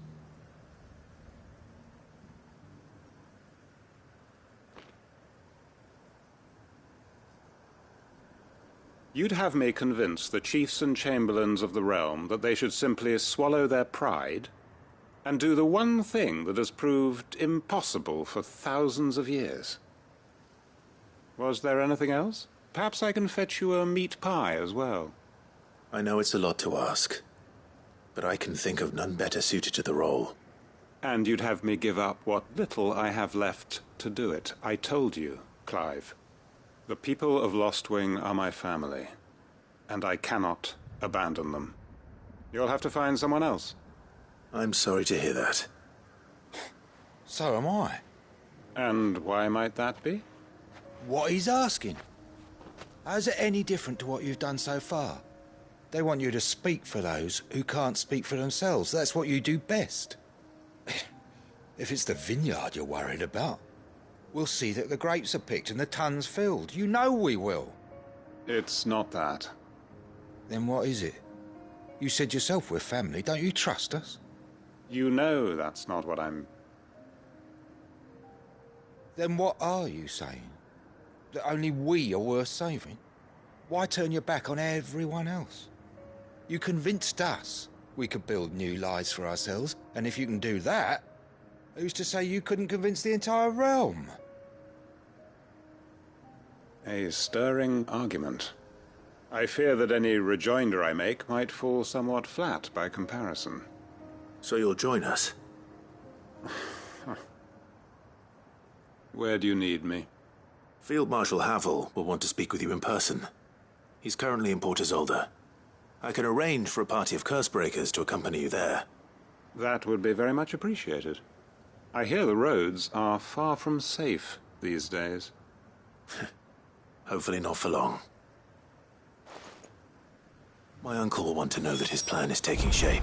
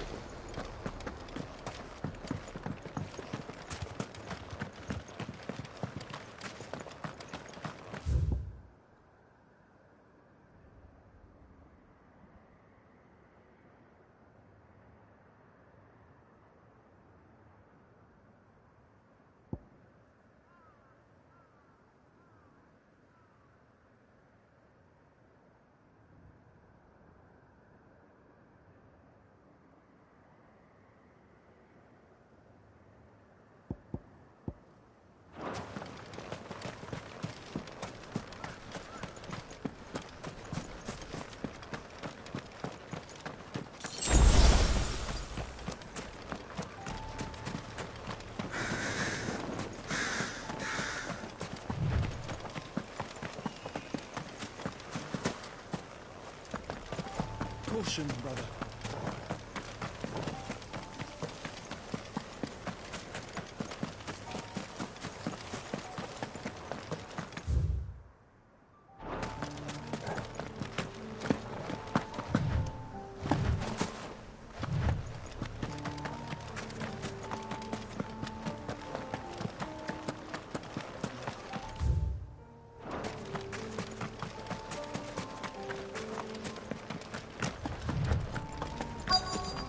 This be Nickelbug.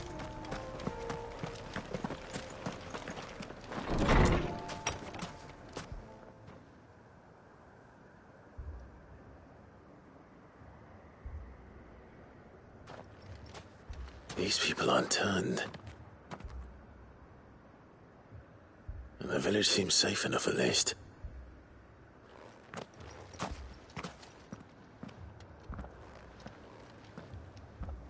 What is going on here? Ah. Did you, too, heed the call? Heed the call? No, I came here looking for someone. To be honest, I wasn't sure I'd find him here.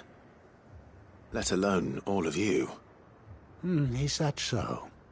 What are you doing here? Is this where you live? It is my home. The others, they heeded the call. You keep saying that.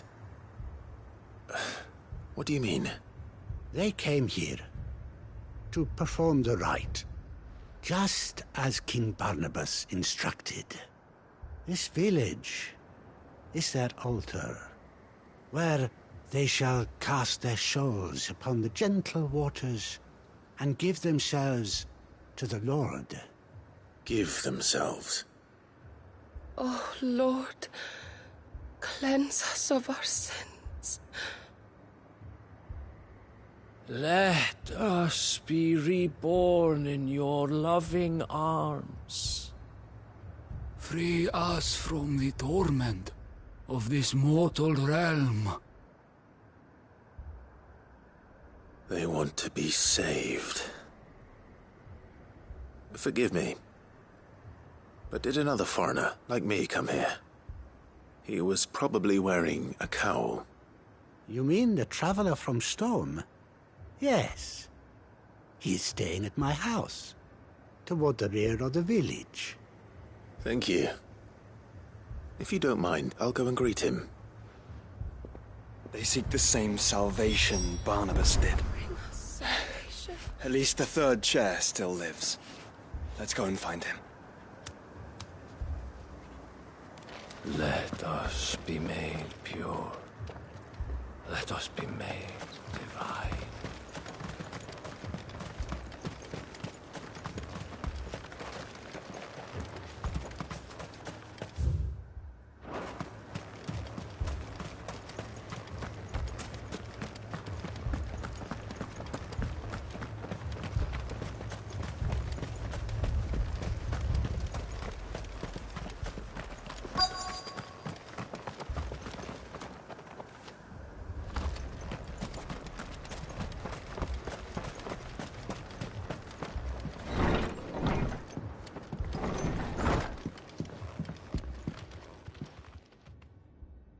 Excuse me. Are you with the Undying? I am. And so it would appear, are you. Lord Rosfield, if I am not mistaken. That's right. And you must be the third chair. I am. Cyril was worried for your safety. He sent me to find you. Then I must apologize. I did not mean to trouble the bearer of the burning quill. Much less you, my Lord Marquis. He said that you had failed to report. Is there a reason for that? I came here to study the followers of this new faith.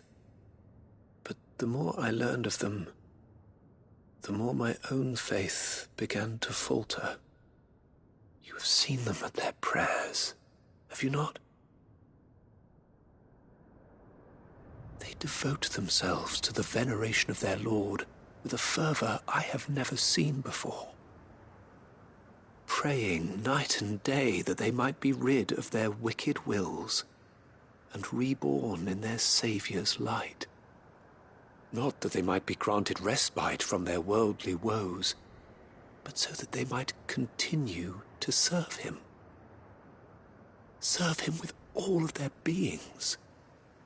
I, too, swore to devote my life to the service of my Lord and Master, but this... 'tis different. It is more. And so I would see it through to the end. See these people safe, that they might achieve their dream. That they might do their duty to their Lord. Even if it should keep me from doing my duty to mine.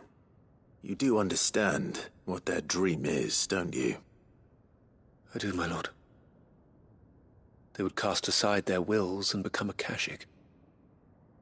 I know that it may be hard to believe, but to these people, that is the very essence of salvation. Forgive me, my lord, but I must remain here. If you are to return to Master Cyril, I would consider it a great... Did you hear that, my lord? Something is happening. I'll go and find out what. Stay here.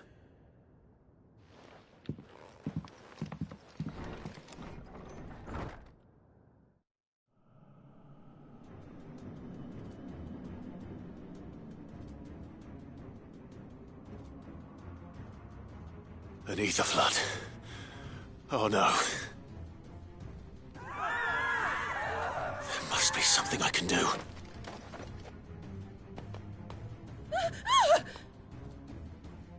Might as well. Found her. Ready, brother?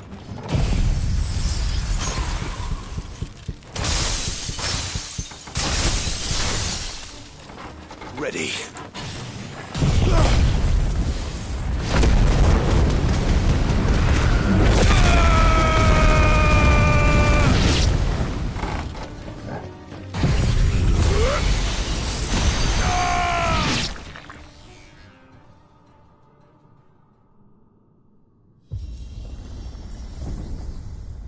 What now?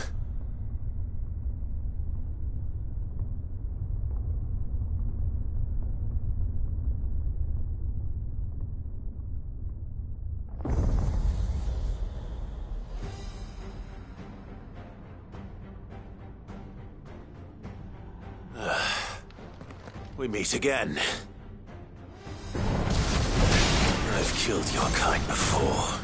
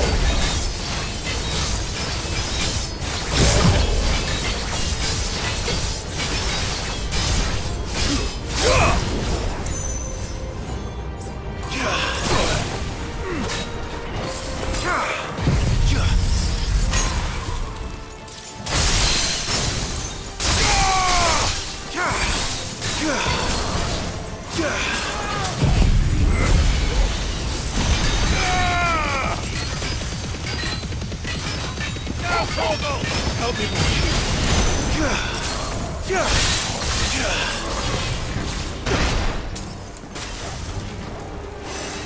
Just like old times.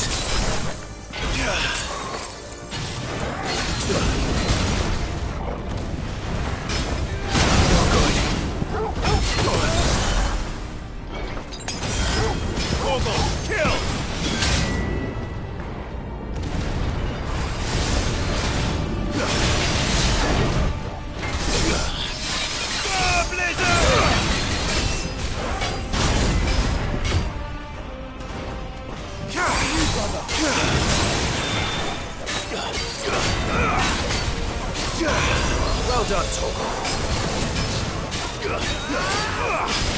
Now, Torgal!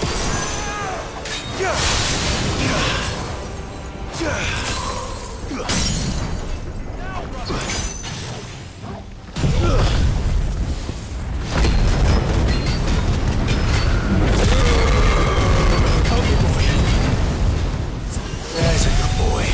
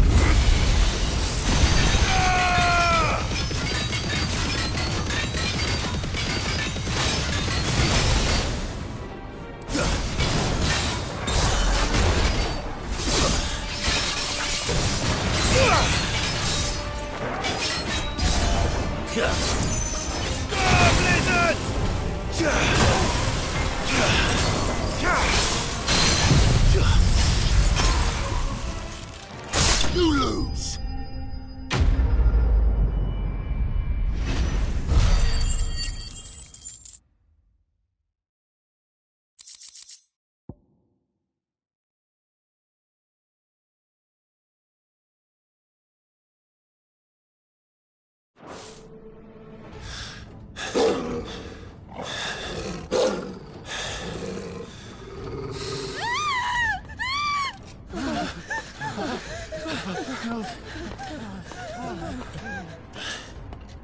Damn it!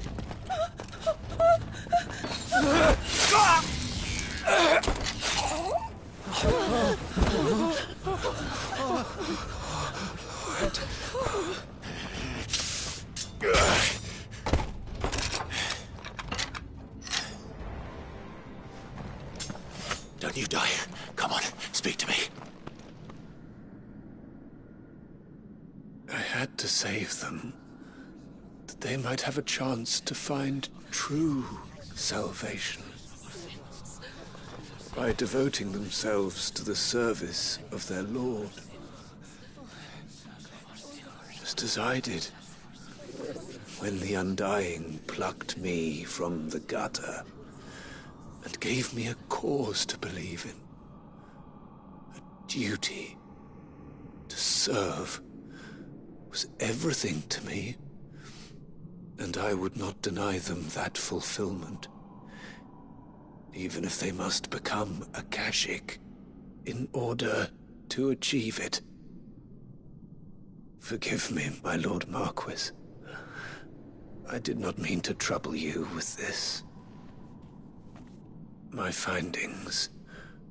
Could you deliver them to Master Cyril for me? Of course. Your duty will be done.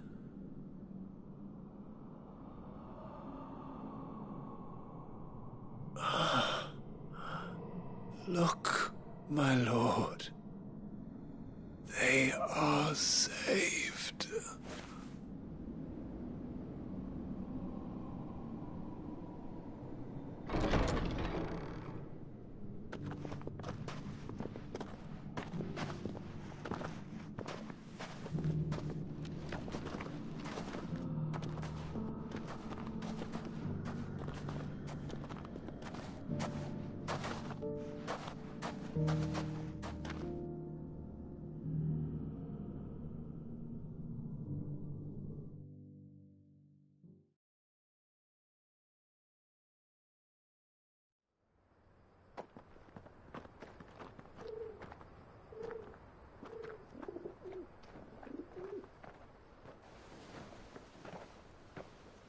They are saved. Founder. I should get this report to Cyril.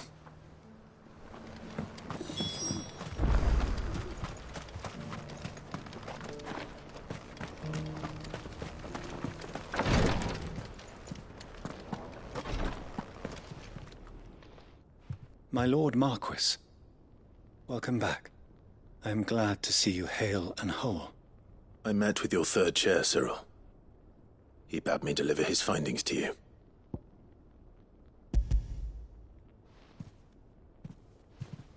Thank you, my lord. He remained in Ash? He died protecting the villagers from an echo. I buried him in Mickelberg. I'm sorry that I couldn't save him.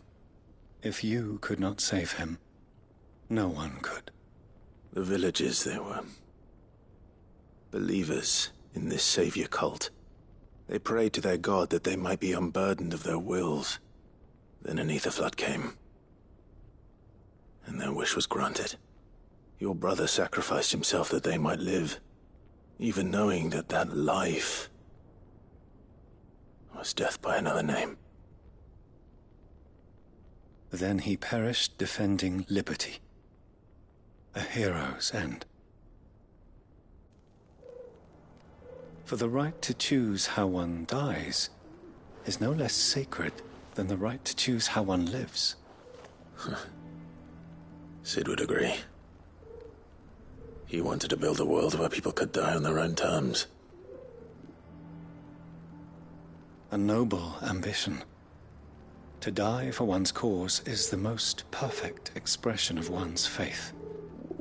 It matters not how misguided others might judge one's decision to be, only that the decision is one's own. We live according to the teachings of our order. We believe in them, we protect them, and yes, we die for them. For better or worse, that is our creed.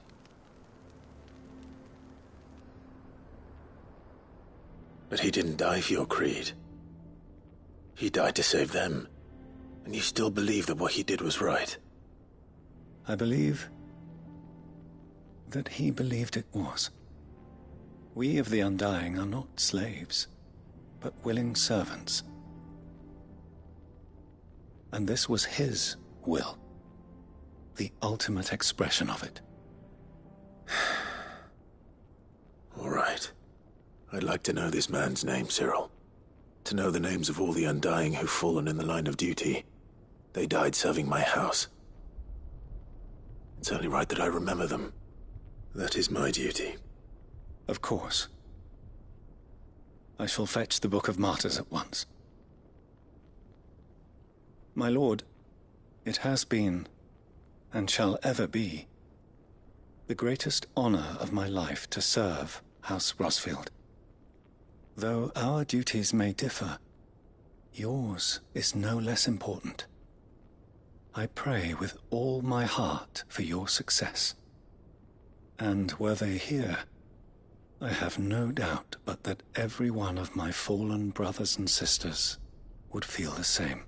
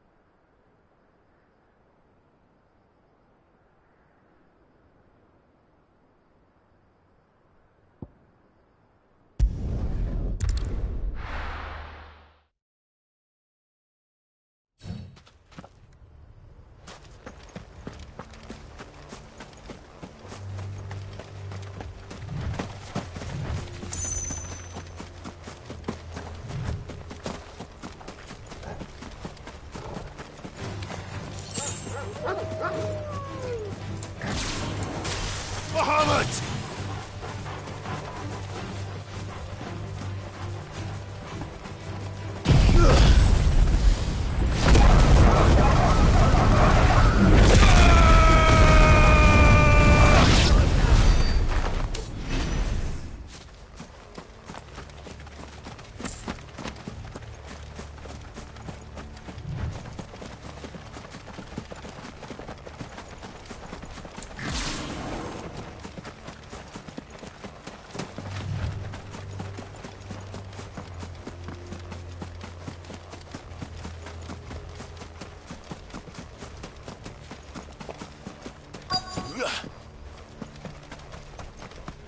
The entire village looks abandoned. Now, which house would a bookworm live in?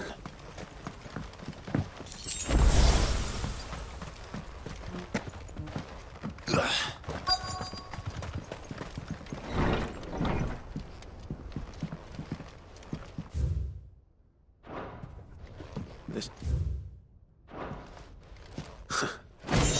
His interests were certainly varied.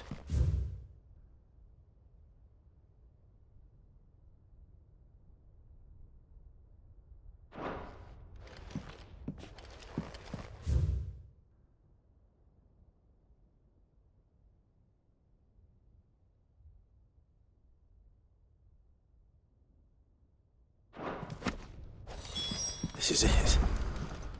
But if what it says is true, I need to get this back to the hideaway.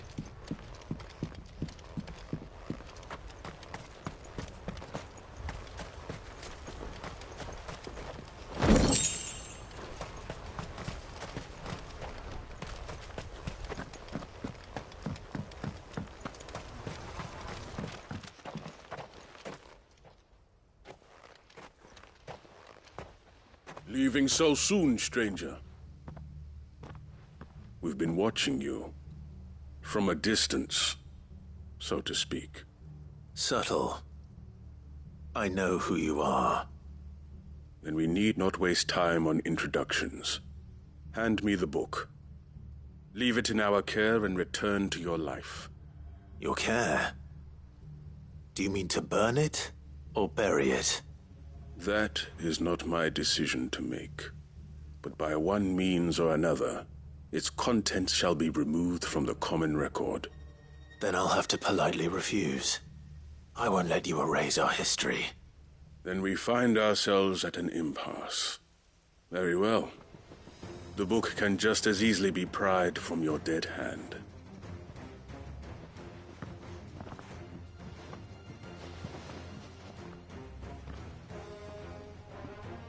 Let's see, shall we?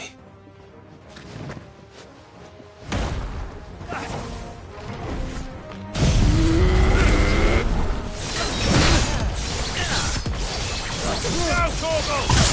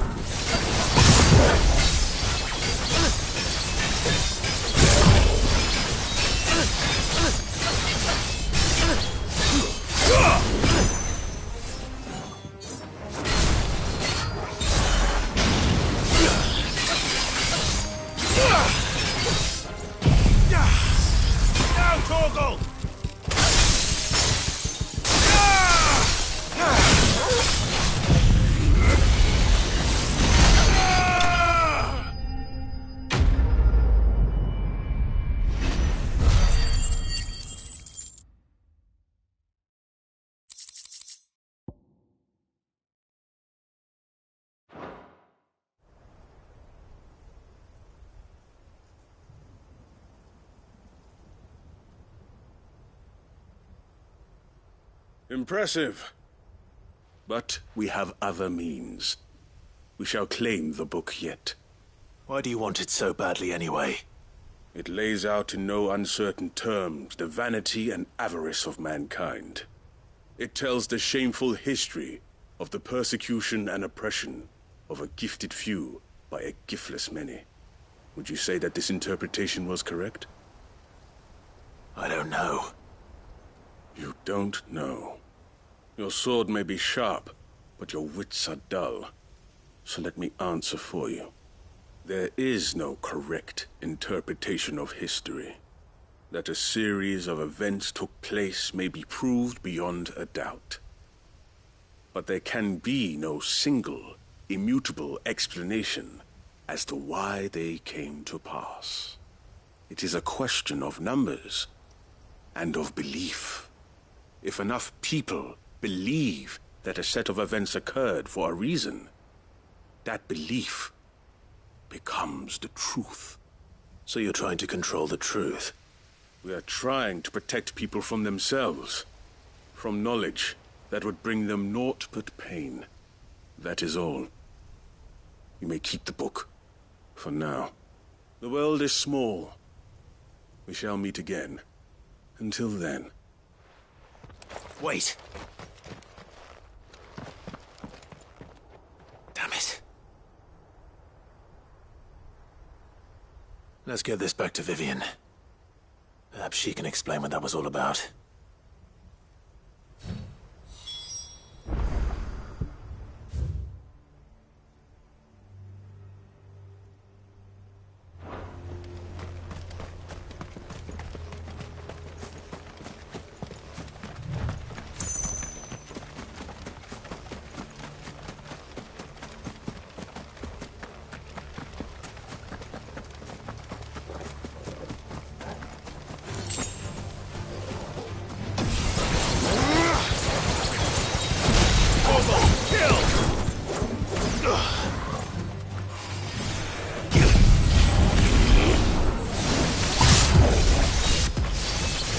All yours, Torgal!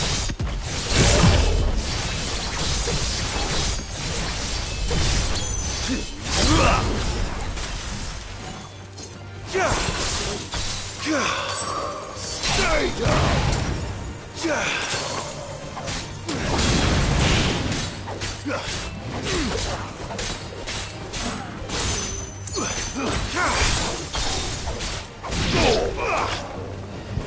Not good.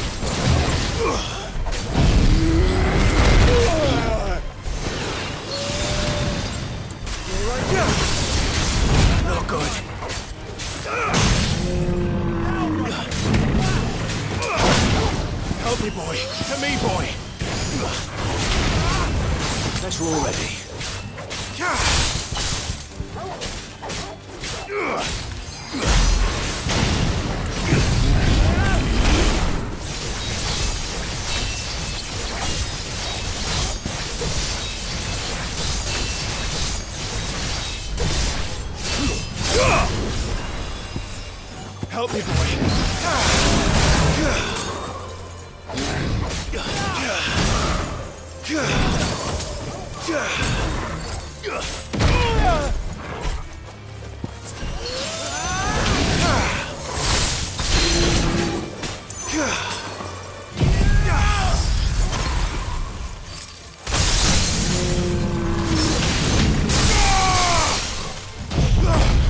That's better.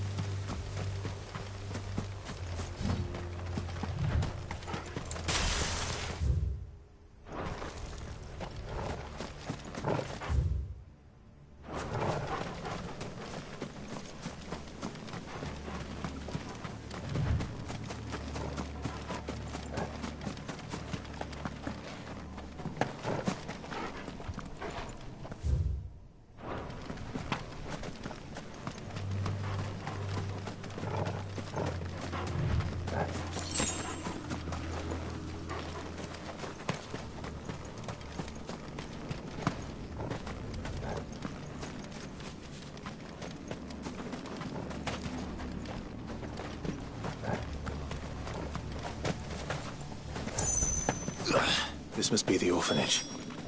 Hopefully the registry is still here.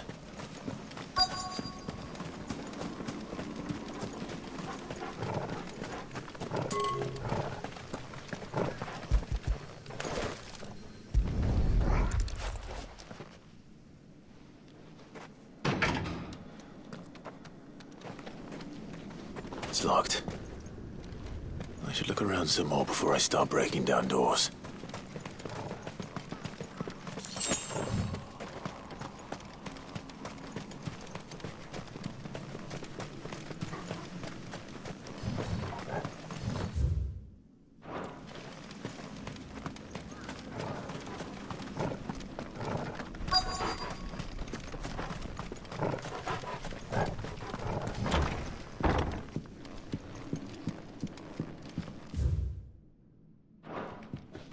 Conditioning. Disposed of. Herman wasn't exaggerating. It's a wonder he survived this place.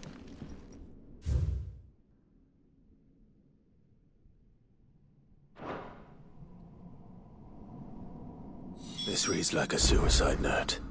Did the director go through with his plan? There's only one way to find out.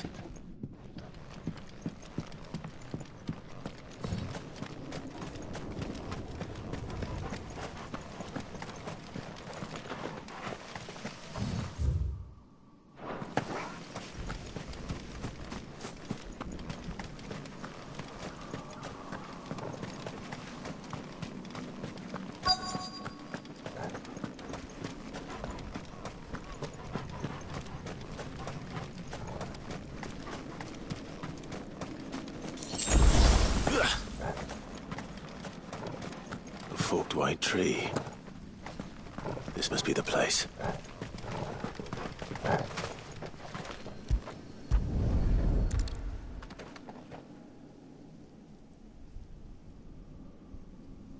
Could he really be buried here?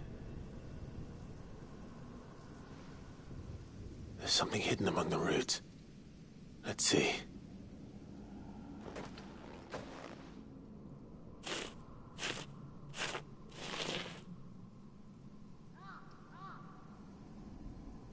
This must be the registry.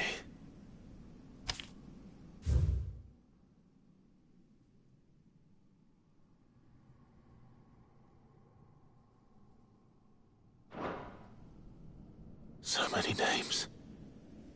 This place was a slaughterhouse. But where is the architect of all this misery?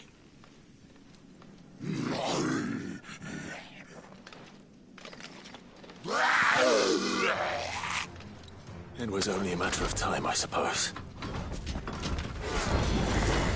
This place is cursed.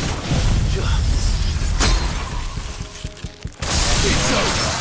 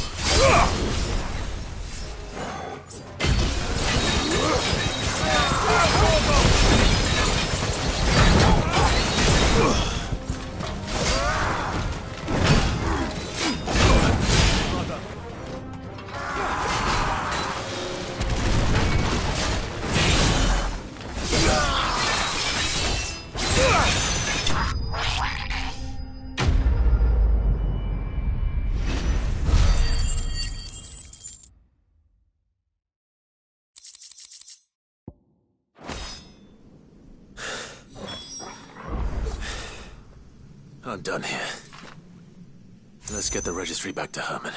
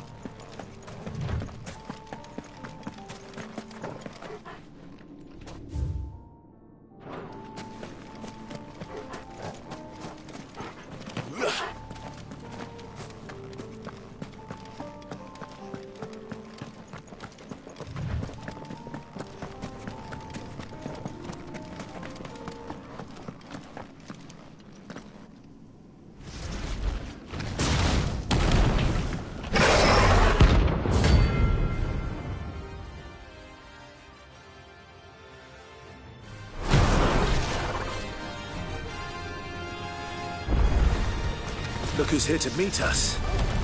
Pity they don't seem fond of visitors.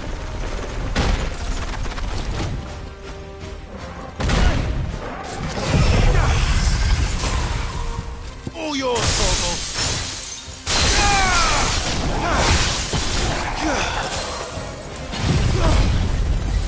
To me, boy.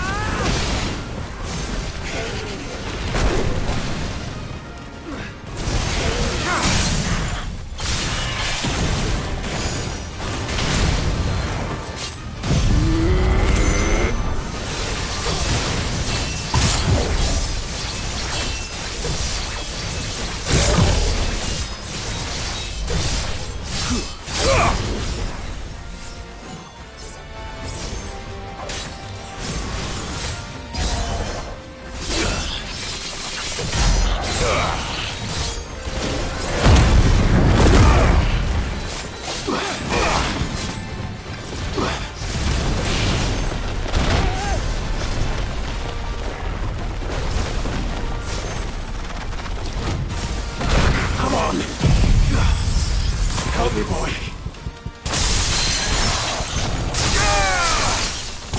You're a fine hound.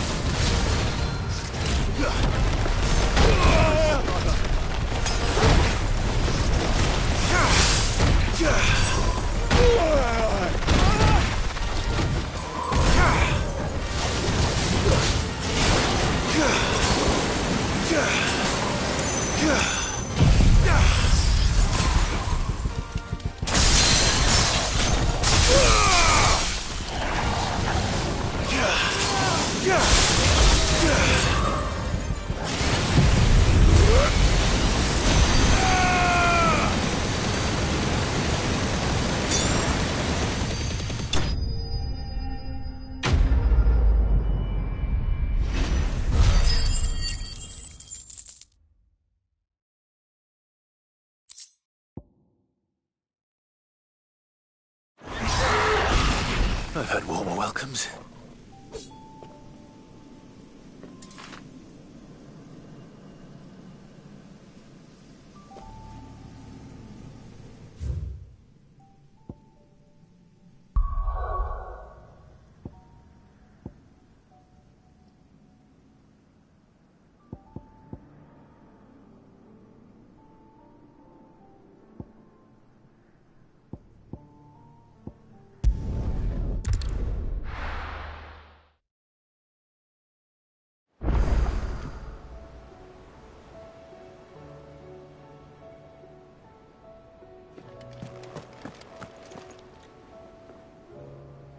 Uncle, I bring good news. The Field Marshal has agreed to your plan. Ha! Of course he has. I didn't doubt you for a moment, dear boy.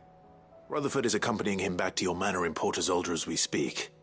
They will await your return there. As will one other. One other? Who, exactly? Lord Havel was concerned that even if he could get the realm's armies to agree to an accord, he might not be as successful in convincing those with political power. He asked if I might have a solution, and I suggested a certain Imperial Lord Magistrate turned Liberator. One of your co-conspirators? Master Quinton would probably call me one of his, but yes. Another outlaw, then. Just the thing we need to put these rotten politicos in their places. Good thinking, Clive. I'm glad you approve. The more the merrier, eh? Uncle, assuming Havel and Quinton can solve our problem with the armies, you still haven't mentioned how we might manage the grain shortages. Oh, don't you worry, my boy. The 7 high houses will be seeing to that. They have all agreed to make the most generous of donations. Oh, of course, it did take a little persuasion. But luckily I had some unexpected help. From who? Why, you, my boy. Rumor has it that you rescued the Lady Ariane's head steward Rockford from a horde of bloodthirsty bandits. It was more of a handful. Well, the old battle-axe was so pleased. She had a shipload of talents delivered to my private docks by the next new moon. And when the other houses saw the parsimonious old crone's purse strings finally loosen, they as good as tripped over themselves in the rush to follow suit. I'm happy to hear it. Now, I must be getting back to the manor. Join us there at your earliest convenience, would you? Of course, Uncle.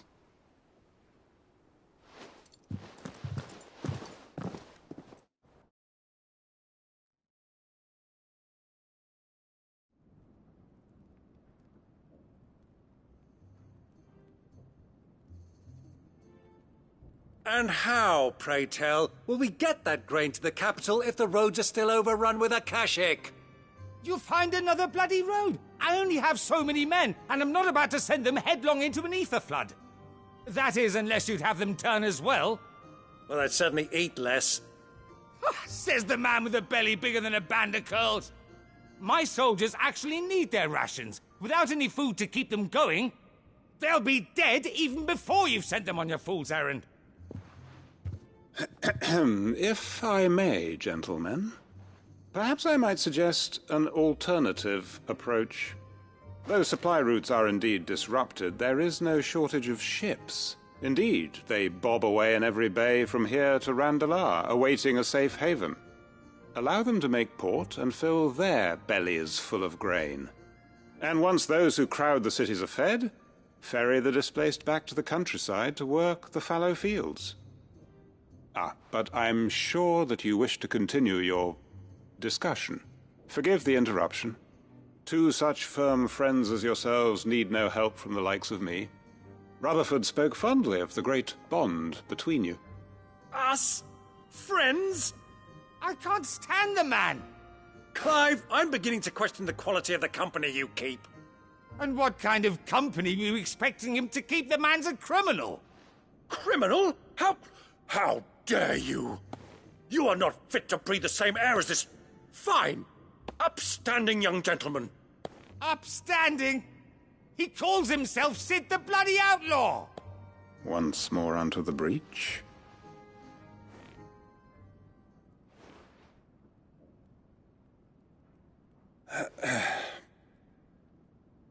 Shall we begin again? What we seek here is not to create a new nation, nor to claim the thrones of those that already exist. We wish simply to bring stability to the realm that mankind might weather the current storm.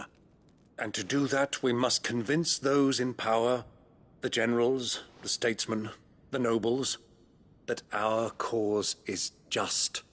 There will be disagreements, yes, and I imagine some resistance, much resistance. But we cannot let that deter us. If we show them the path, show them that we walk it ourselves, then I am confident they will follow. The fate of the world lies in my nephew's hands, but the well-being of her people lies in ours. And we must not squander the chance that Clive has given us. Uncle Byron, Now, with that settled, let's move on to the signing of the Accord. For what great moment in history hasn't been accompanied by a little ceremony?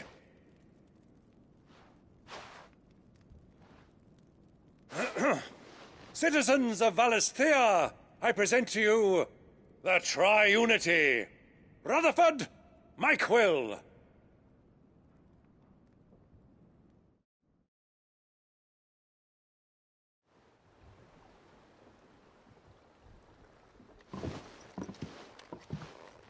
Well, my boy, the stage is set. That it is. This is the role you were born for. Now I ask only that you trust in the talents of your supporting cast. We shall play our parts to the best of our abilities, that you might have the opportunity to shine. The realm needs its Sir Crandall. And there is no better Crandall than you, Clive. I want you to keep this signed accord as proof of our faith in you. I will. Thank you, Uncle.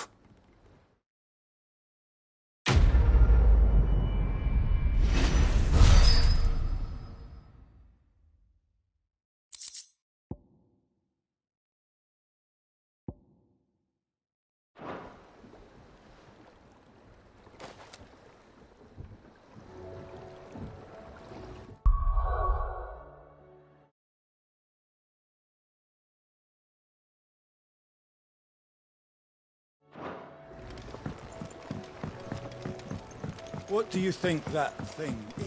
And how the hell is Sid going to deal with that?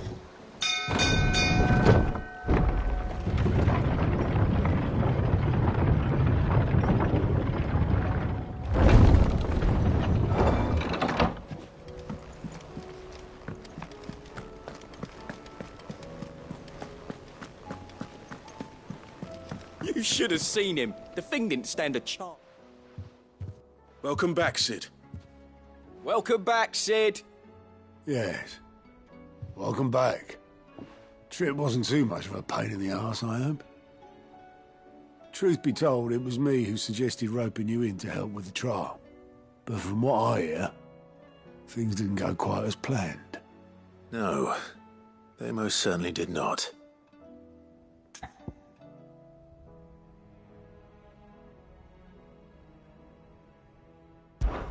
Ember lost his nerve in the face of a beast of prey, but he didn't lose heart. He pressed on, and he achieved his aim. And is that not what we ask of our scouts? Indeed it is. Thank you for your honest appraisal, Cid. The fact remains, however, that Ember will not always have a battle-hardened warrior on hand to pluck him from the jaws of peril. All I have gleaned from this trial is that without someone watching his back, Ember is little more than a liability. Wait, Sergeant. Ember still has much to learn, it's true. And this time he was found wanting. But I'd say he's due a second chance, nonetheless. After all, he did do as you asked. With a bit of hard work, any hand can be made to hold a blade, and any mind can conquer its fears. But a scout's nose is different. You've either got one, or you ain't. And by sniffing out that log, young Ember here has shown he has a conk and a half. Wouldn't do to waste it now, would it? Fine. One more chance. I'll do whatever you ask. I'll spend my days and nights in the pit if I have to. I'll show you. Just you wait. Daft as a brush, that one. But his heart's in the right place. Just like someone else we know. And if you ask me, we've been leaning on him for far too long. That time the curse breakers took some of the weight off his shoulders, I reckon. It couldn't hurt. Just don't tell Gav I said so, will you?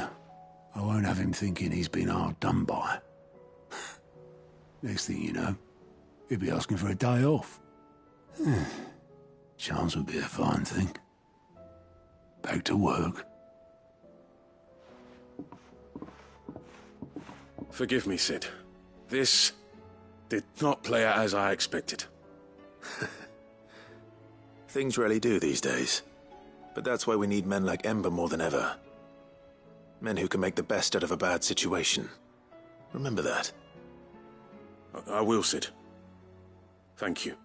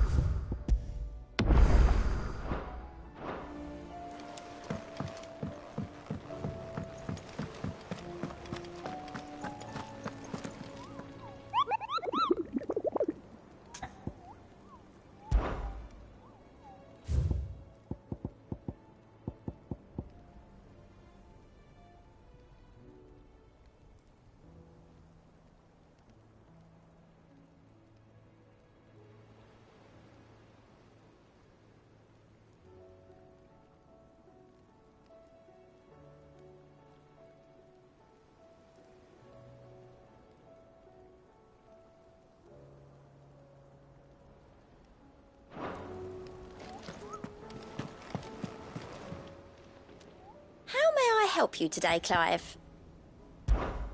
Come to claim your just desserts?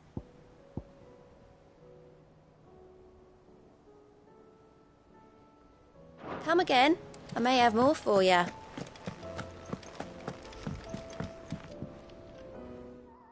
Vivian.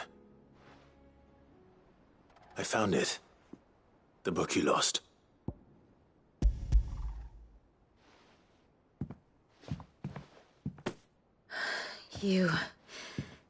You found it. Thank you, Clive. Even though I asked this of you, I was not entirely sure it would be possible. I feared the executors had seized every copy. I met with one of these executors, and I convinced him to let me keep it. He told me something. That the truth is just a matter of collective belief. And that if enough people believe a lie, that lie becomes the truth. It does. But it also means that the truth is not immutable.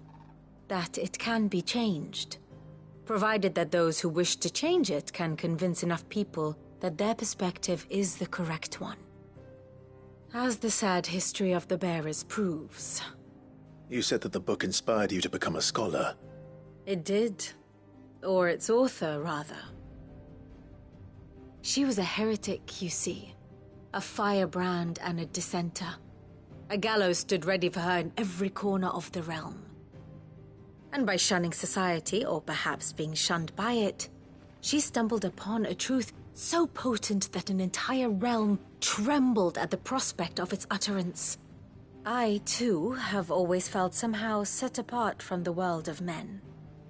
A stranger to my own species. She taught me that my solitude was not a curse, but a gift. And that, though my journey to the truth might be a lonely one, what I found at my destination would be more than worth the cost. Do you still feel that way? That you're not one of us?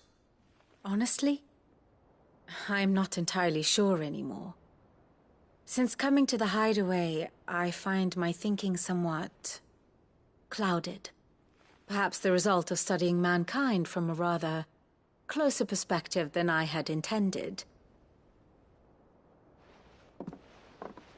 But the more I study, the more I find value in this perspective. In looking not from the outside, but from within. So if you'll permit me, I'd like to continue my work here. Remember, Clive, when enough people believe, belief begets truth. Give the men and women of this benighted world the gift of truth. Make them believe in you, as I do. I'll try, Vivian. I'll try.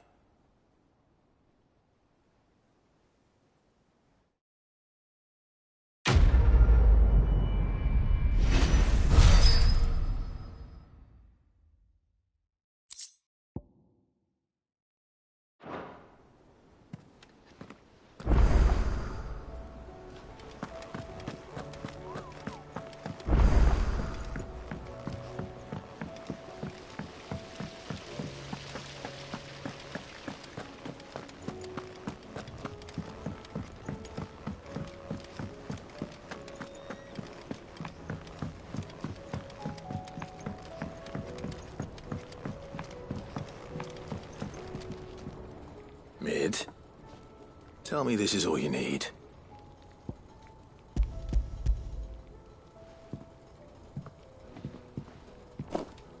Aw, you make it sound like I asked you to save the world or something.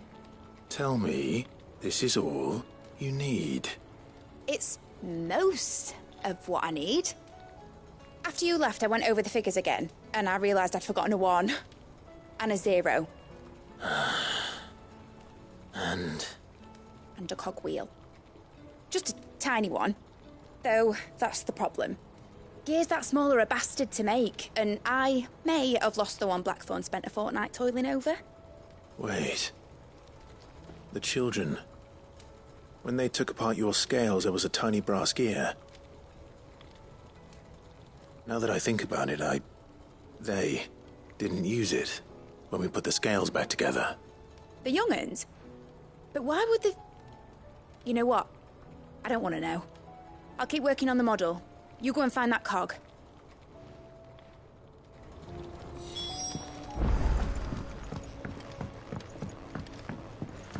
Has Midadol mentioned a new project yet? Not exactly. Sid! Is Mid still hiding from us? She wasn't hiding. She's fine. She's just busy working on her next project. A new invention? What is it? What is it? Is it an airship? I bet it's an airship! Do you think she'll let us help? That just so happens to be why I'm here. She needs something special, something only you three can provide. A brass gear. A tiny one.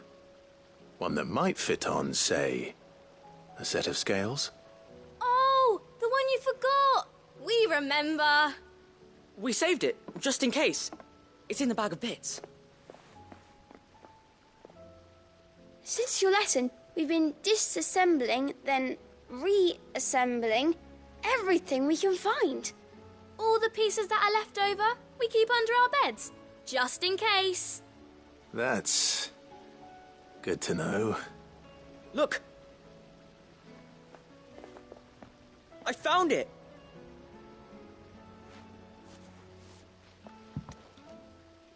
Is that all? Just the gear? We have more parts if Mid needs them. That's all for now. But I'll let Mid know about your hoard. Just in case. Thanks, Sid.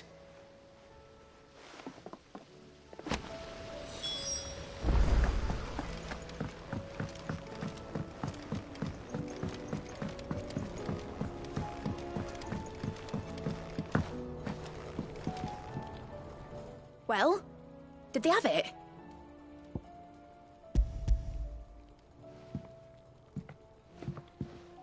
They did. And they kept it somewhere nice and safe. Will it work? Will it work? It's perfect! You're a genius, Clive. What exactly are you going to use it for? Only the most important job of all. The wings aren't going to move on their own. But with the right cog in the right place... Well, you just wait and see.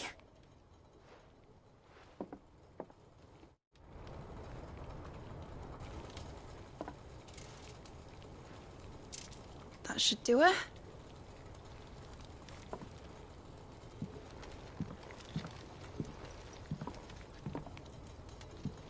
Here goes nothing.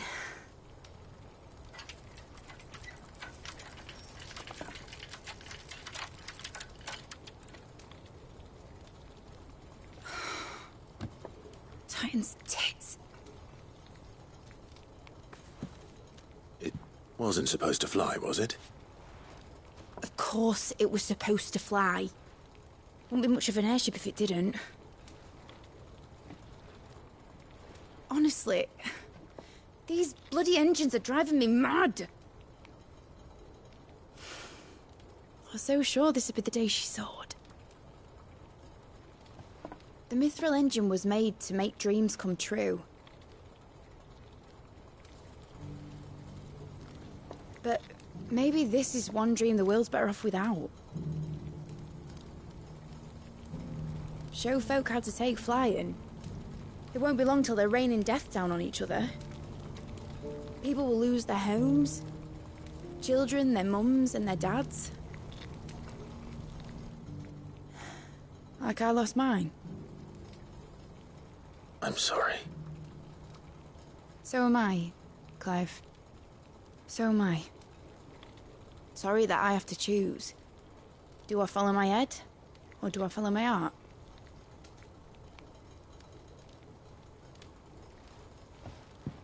Good question.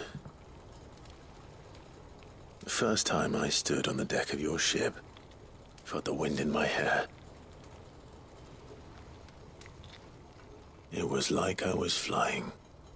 But imagine how it would feel to actually do it. My dad always said there were two ways of living life. Chasing a dream or shuffling to your grave. And he were right. Right about a lot of things. Not that I like to admit it.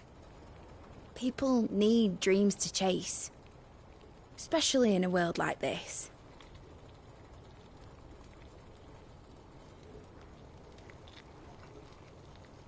Right.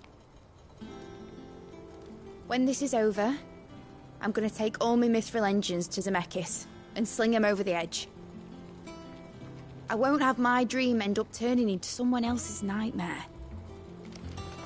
But all that hard work... All that hard work will not be used for war, Jamie. but it ain't like it'll be gone. Tell me, Clive, have you ever been on a treasure hunt? Not since Joshua and I were boys. Why do you ask? Because I'm going to bury the engine schematics and leave behind a little riddle telling people where to find them. A really hard one, so that only the most dedicated dreamers will ever be able to work it out.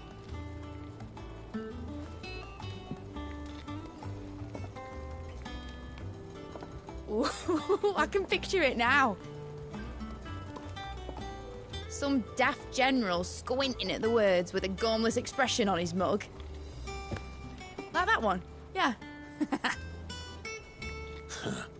Right.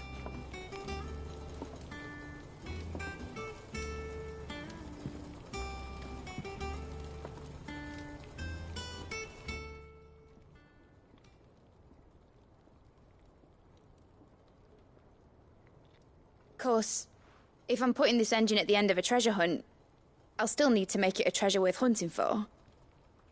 Won't be much of a prize if it couldn't even make a toy boat fly after all. My dad always said, dream big. But it ain't the size of a dream that's important, is it, Clive? Only that it's a good one. And I reckon I've got a fair few good uns left in me. I'm sure you do.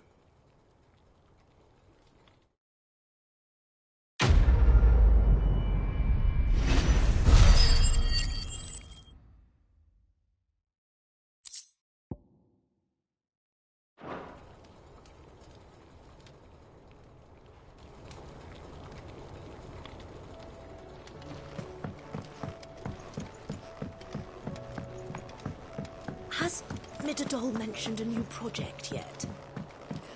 Not exactly. She's preoccupied, but then again, when isn't she? I hear that you traveled to Ash, Cid. Did you by any chance recover the names of my fallen friends? I did. Yes.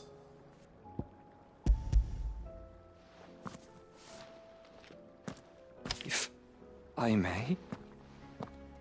The bearer registry.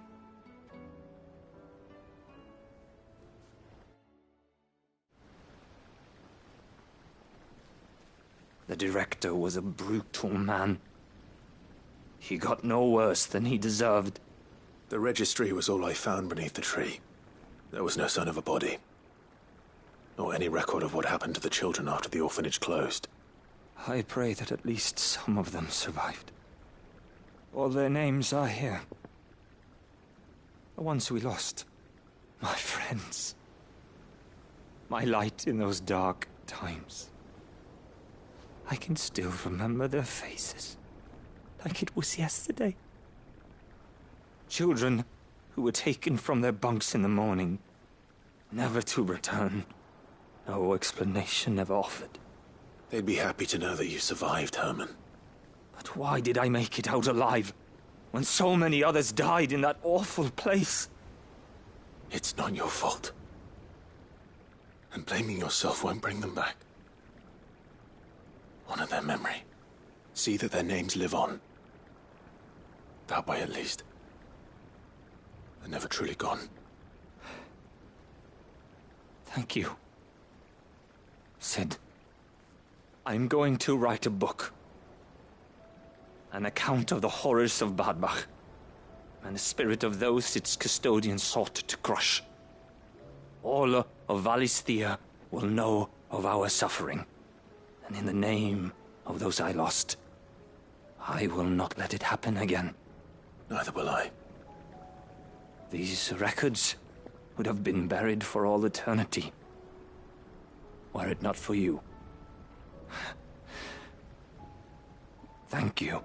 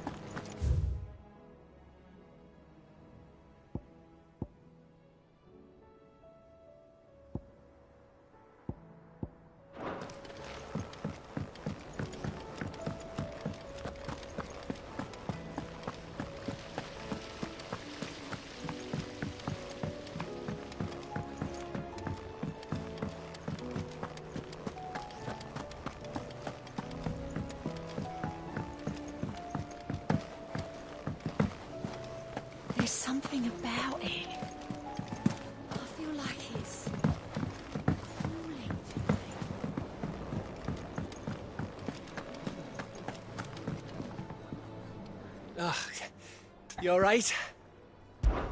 Something troubling you? No more than usual. It's just... Eda's baby will be coming soon, and I wanted to make something for it. I'm sure she'd like that.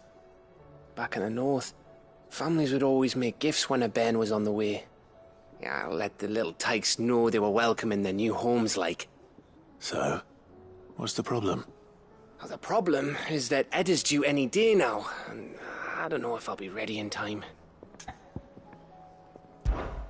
Is there anything I can do to help? You know, there just might be. All right then. What exactly are we making? A good luck charm. But not just any good luck charm. Not just any. No. One made from the feather of a silver chocobo. There's naught luckier in all the realm, or so we used to say back home anyway. Thing is, they're hard to come by. Had Otto and Karen check with their suppliers, but nothing. I'd try and track one down myself, only... Only the big day is fast approaching. And that's all you need? A feather? That or the bird whose horse it's attached to, aye. I was gonna start by asking around with travelling traders plying the northern borders. Well, there's no shortage of those passing through Martha's. I think I might make that my first port of call. I'll let you know if I find anything. You're a good friend, Clive. I won't forget this.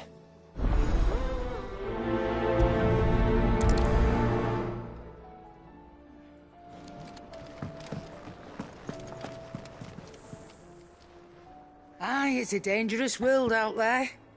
Best stock up while you can. Coin purse weighing you down?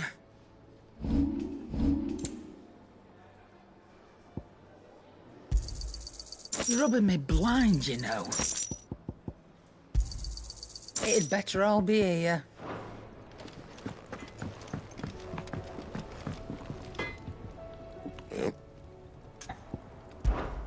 So, will it be?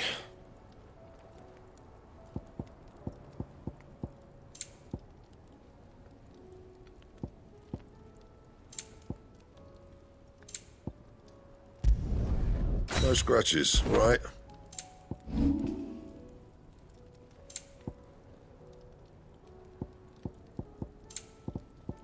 And? First the skies, then the crystal. What next? The advent of the great Griga herself.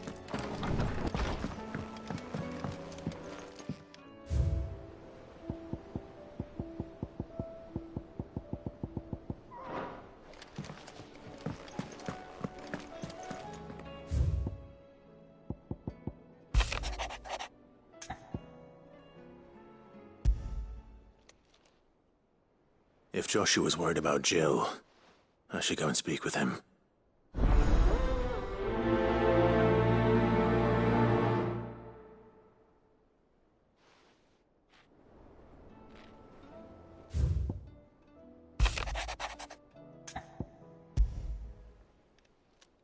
It's usually me making demands of Harpocrates. I wonder what this is about.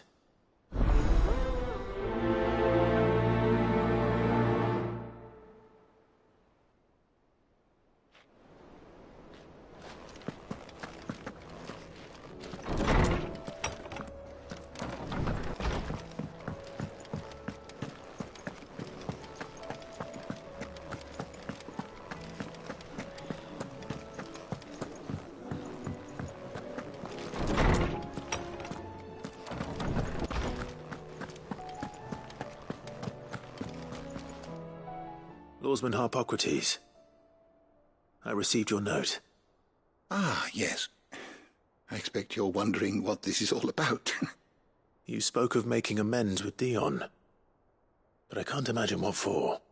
Then I should begin by telling you that I was once his tutor. This was some years ago, of course, before I joined Cid in his hideaway. At that time, I was counted among the foremost scholars of Oriflamme, and was accordingly invited to the palace to supervise the young prince's education, all to ensure that the future emperor had a firm grounding in, well, everything an emperor should.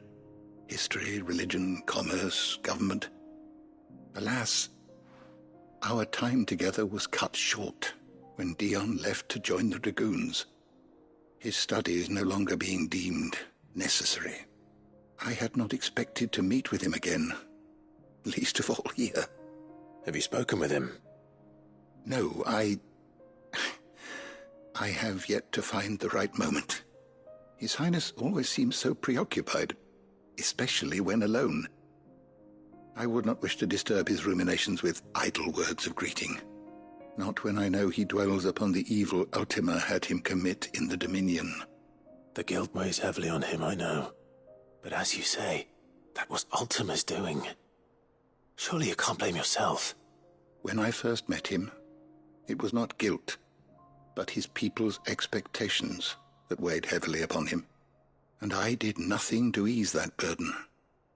He bore it alone, until the day he could not bear it any longer.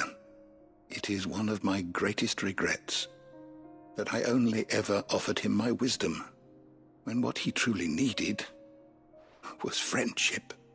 The blame for Dion's transgressions lies not only on his shoulders, but on mine. I see. I'm ready to help you in any way that I can. Then I beg that you bring me a wild wyvern tail. Apothecaries across the ages agree that even to glimpse such a flower is to be granted inner solace. Fabulists and fraudsters all, of course. But there is oft a seed of truth to be found where even the most outlandish opinions align. Well, it can't hurt to try. Where can I find this flower? And how will I know it? You have seen cultivated wyvern tails before, I trust. The lily-white blossoms from whose roots the poisonous ink for the brand is distilled. Well, those which grow in the wild differ only in their purple hue. The harsher the environment in which they are raised, the deeper the colour. There is a waterfall in Rickmal's roost across the strait, where the flowers once grew in abundance. Whether they still survive there, I know not. But try as I might, I can find no likelier location. It's all right.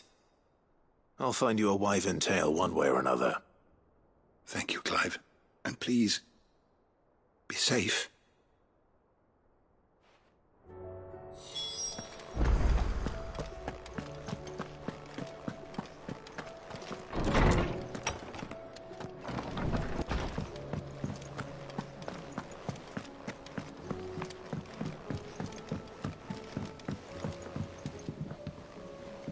Joshua, I read your message. You're right. Jill is different. I don't think I'd realized how different, but since we returned from Drake's spine, I've felt it more and more. I suppose it's not hard to imagine why. She doesn't think she belongs anymore. And that's why we need to remind her she is still one of us. To let her know that we still need her. Now more than ever. That you still need her. But how to do that? When last we were truly close, we were but children. Of course. Do you remember the time we accompanied Father on his annual tour of the Duchy? And Jill and I broke from the procession to ride up Man's Hill. To see the snow daisies, I remember. It was the first time Father had allowed us to join him. And when he realized you were missing, he had the entire retinue down to the pot boys combing the countryside. In the rain. A thunderstorm forced us to take refuge in a grove of oaks before we'd even made it halfway there. It was the Lord Commander who finally found us, and needless to say, he was none too pleased. Then it seems you and Jill have unfinished business. What do you say? Man's Hill. It's not that far. Oh, true. Though I suspect it is also much changed. Little in southern Rosaria remains as it was when we were children. You're saying I should go and scout the area for bandits? I'm saying we should first go and see if there are actually still any snow daisies left. What would you do without me, Clive?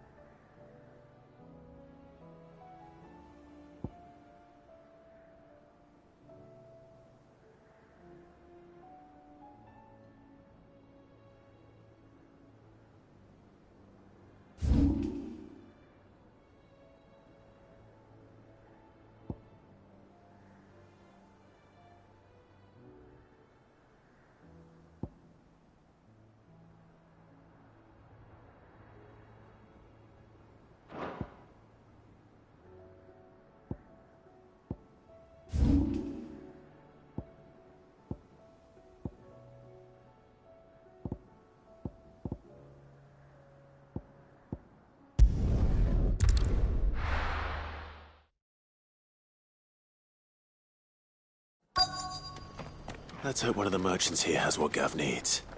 Excuse me. I'm looking for something. Oh, well, then I'm your man. A silver chocobo feather.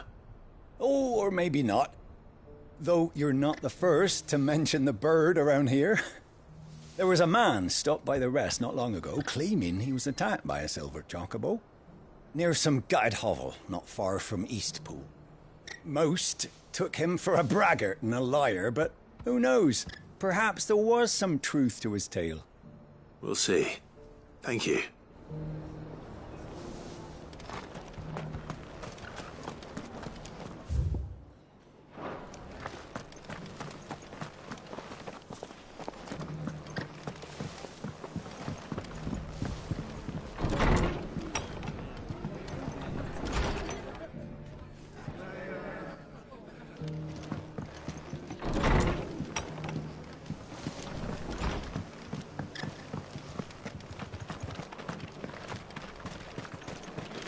How do?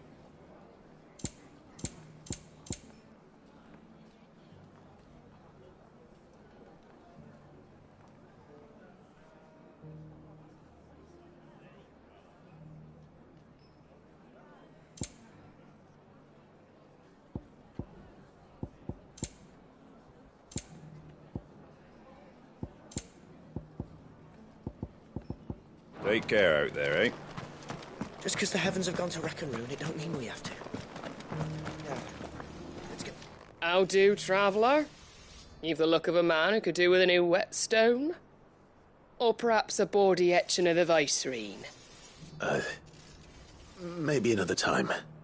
I'm looking for a silver chocobo feather. If that's the case, rumours are all you're likely to find. No one has seen a silver chocobo for years. Word is they were all hunted for their feathers. Some northern nonsense about bringing good luck. Didn't bring them much, nor their bows. If any are still out there, I reckon they'll be doing their damnedest not to be discovered. You're probably right. Thank you anyway.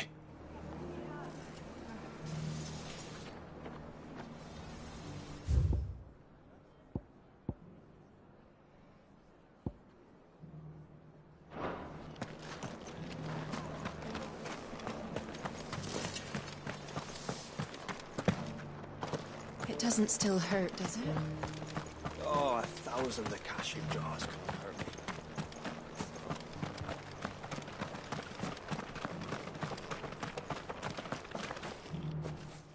Can I help you with summit? You wouldn't happen to sell silver chocobo feathers, would you? I deal in fruit, not fancies.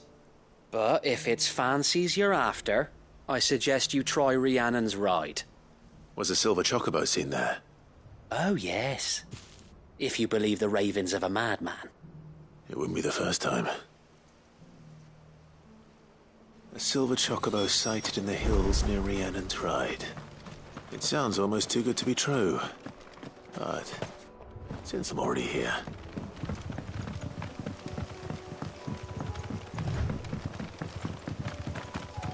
Can hardly make out a bloomin' thing. Oh, for a sonny.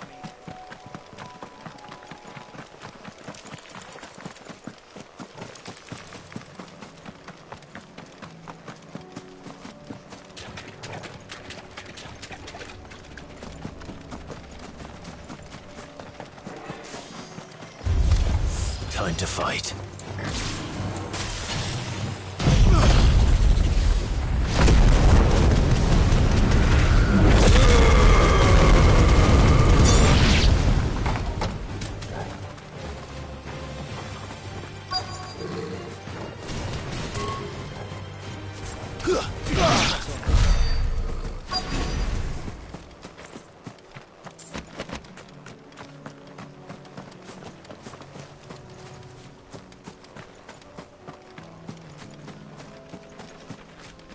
Tracks. They're not left by bandits for a change.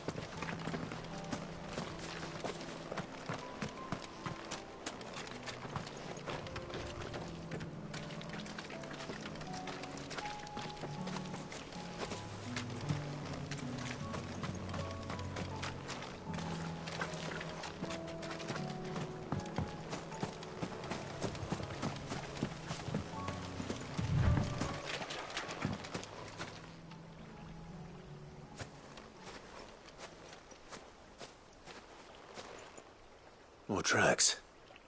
And these look fresh. The Chocobo was here. And recently. Perhaps it still is.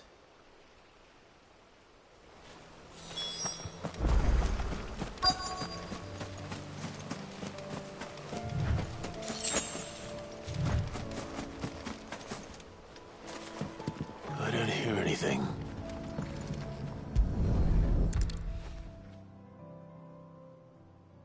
Well, I'll be damned.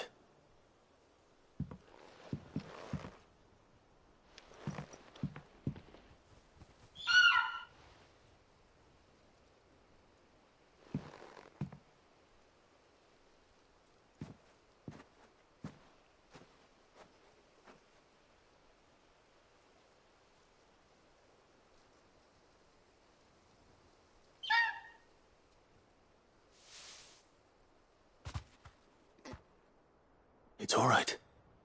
I'm not going to hurt you. Just borrowing a feather for my friend.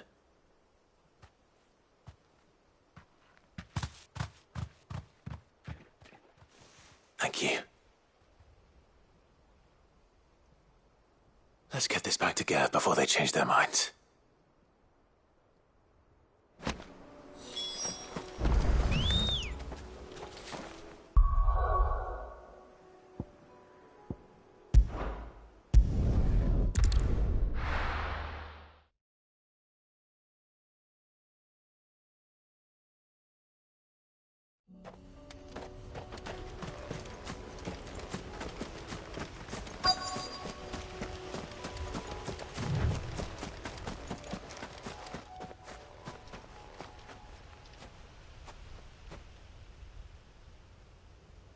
This is the place, but...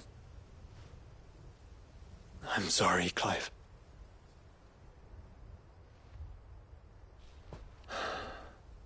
There's nowhere been spared. What do we do now? We keep looking. Man's Hill cannot be the only place where snow daisies grow. Perhaps, but... it's the only place I know of. Knew of. Then why not ask someone who might know of another? Someone at the backyard? To the hideaway, then.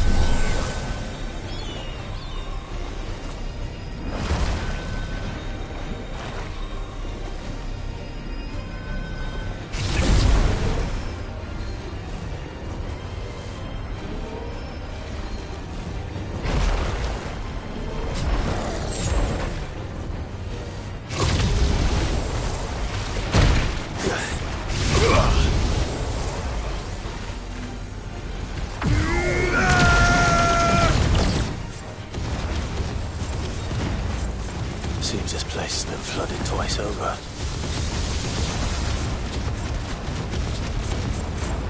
Purple flowers blooming next to a waterfall. Shouldn't be too hard to find.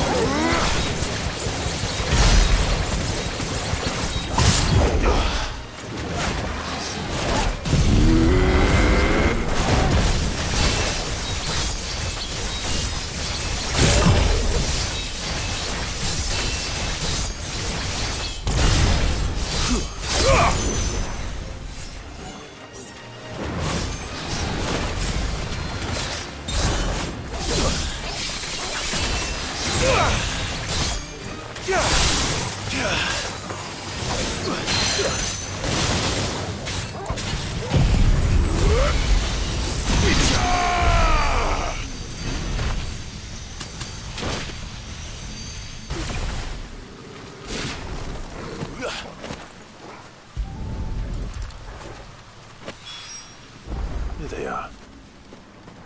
Might as well pick enough for a bunch, I suppose.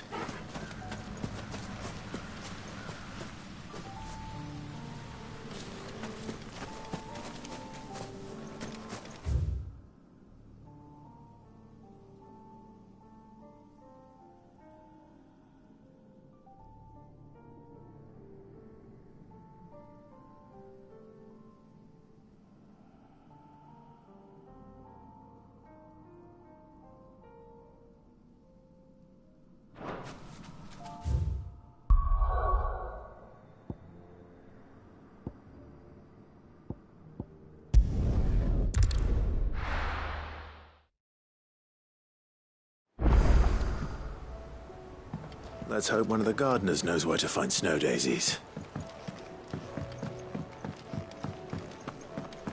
It was no trouble.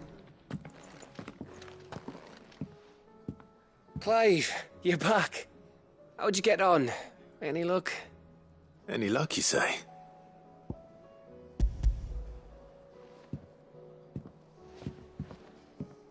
Crystal's crack. Is this what I think it is? Where in the hell did you find it? It's a long story.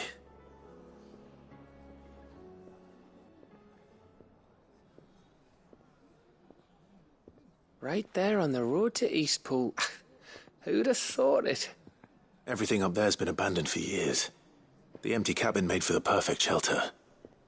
Though I fear my presence may have forced the poor creatures to look elsewhere. Don't blame yourself, Clive. The Blight's right on Eastpool's doorstep. They'd have had to move on before long, even if you hadn't have turned up. They'll find a new home. Trust me. After all, that's what us endangered animals do. Anyway, what matters is, you managed to nick us one of their quills before they could run off. And now all that's left is to fix it to the carving. I didn't know you could carve. Reckon there's a lot you don't know about me. Like the fact I'm as good with a whittling knife as I am with a sword. And that bone Ember gave me's a dream to work with. What did you say it was from again? An Avis? But it weren't your Avis, Sid. I slew one of my own at last. So all those long nights in the pit finally bore fruit. I'm proud of you, Ember. Don't speak too soon. I ain't done my trial yet. There we go.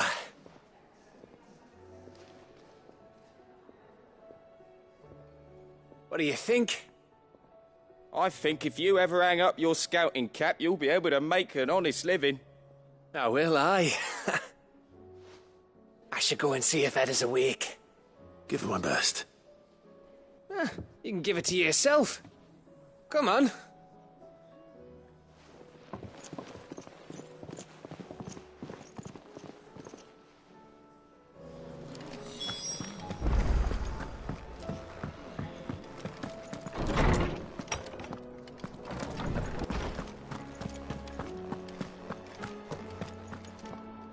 Oarsman. You did? I think I did.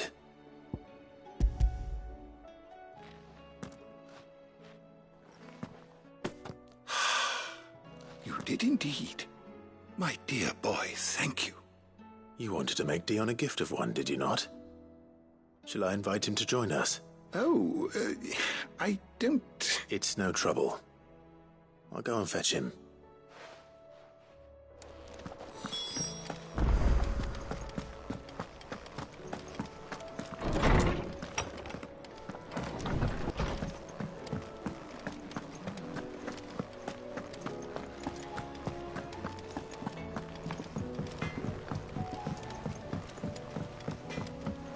Say what you will, Lady Karen has seen her.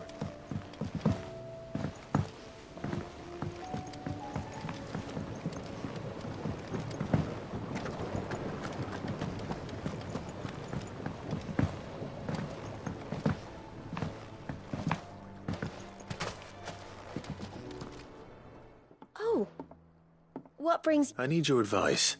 Joshua and I are looking for a place where snow daisies grow. Snow daisies. Then you'll want somewhere not too hot and not too cold. And where the winds are strong enough to carry the seeds. I reckon Man's Hill would be a good place to start. There in the Royal Meadows, perhaps? Both have... Right.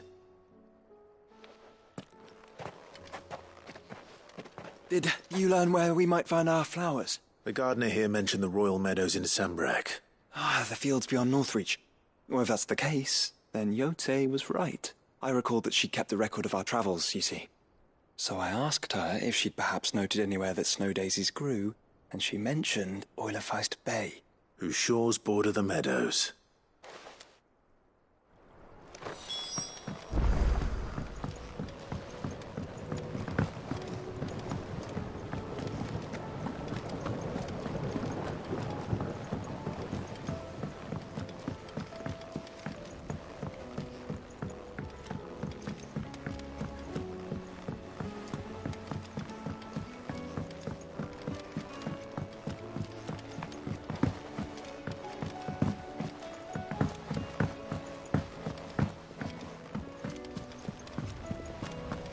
Thinks it'll tell us about his adventures in Ash?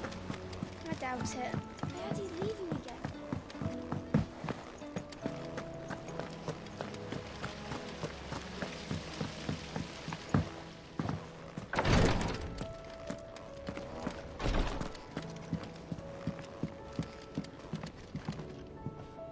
Ah, me lords. How are you feeling? Well, thank you. Is something wrong? Wrong? No, nothing like that. What it is, Go on, please.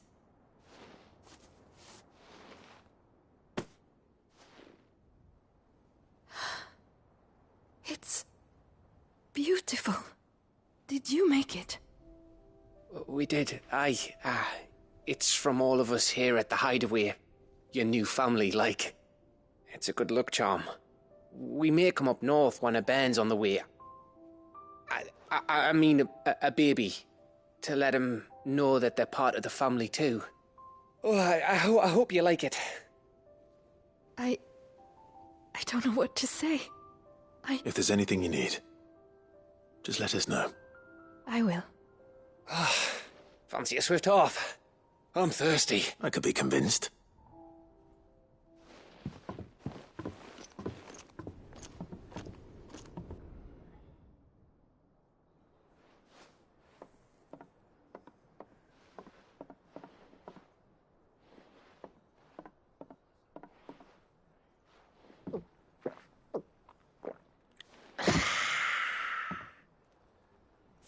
Don't you think you've had enough? No, we're celebrating. I'm gonna be a father. I think Edda might have something to say about that. Ah, you know what I mean. Bit of light in these dark times.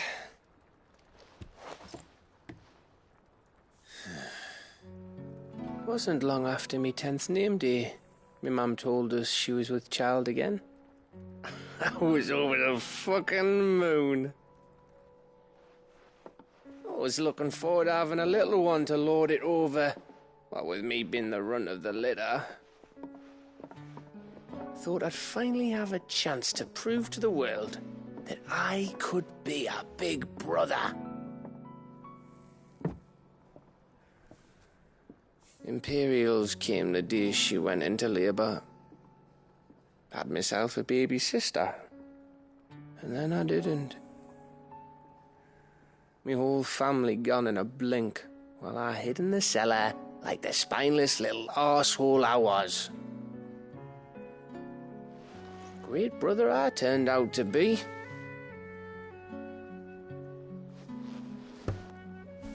I'll never be a leader.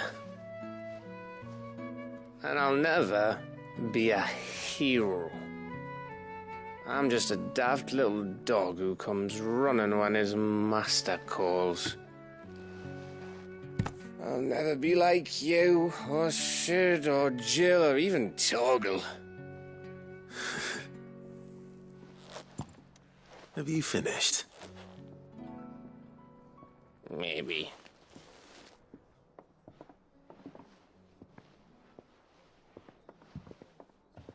Do you know why you're our best scout? Yeah. Because you don't need anyone to hold your hand. Without your resourcefulness, your courage, your determination, I don't know where we'd be. Maybe hanging off a cliff like, That was only the once. Exactly. You learned from it. And here you are after Founder knows how many missions, stronger for everyone. And let's not forget Rosalith. Who was it who freed me from the dungeon? Who was it who ran to Jill's rescue? That would be me. Because you're our brother, Gav. My brother.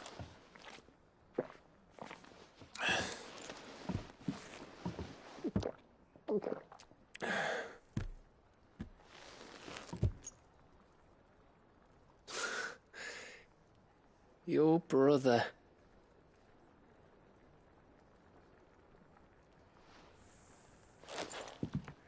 Which means that when the time comes, I get your room. And your sword.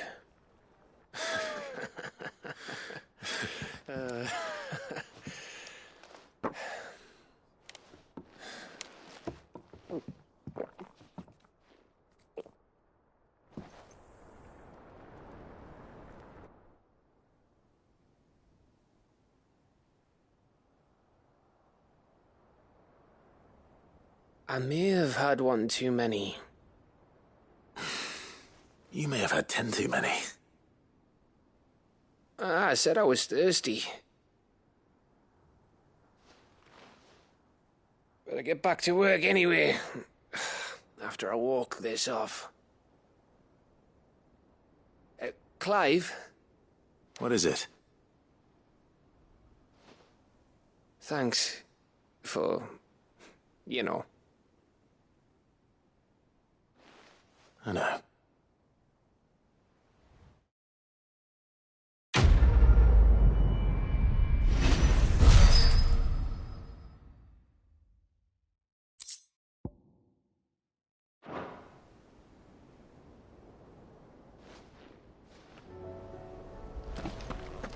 Do you think they'll come back? Of course they will. It's just a big crystal. Your Highness, would you do me the honor of accompanying me? No. It is time, then. No. Only to the shelves. Our lawsman has something he'd like to give you. Master Harpocrates. No. I dare not show my face before him. Not after everything I have done. I have taken countless innocent lives. And ruined countless more. All because I was weak. I have sworn to atone for my crimes or die in the attempt. But were I to meet with him again,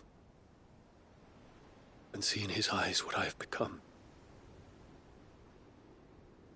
I fear that my resolve might falter. Then that is all the more reason to do it. Test your resolve. Prove to yourself, and to him, how strong it truly is.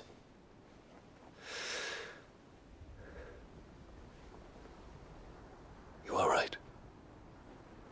I must, at the very least, offer him my gratitude. Very well, then. Take me to him. Follow me.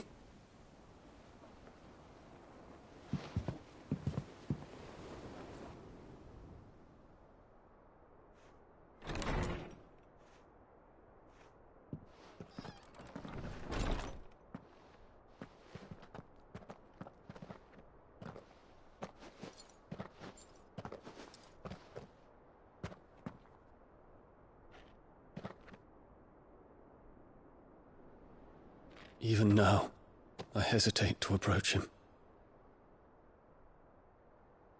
What must he think of me? You'd be surprised.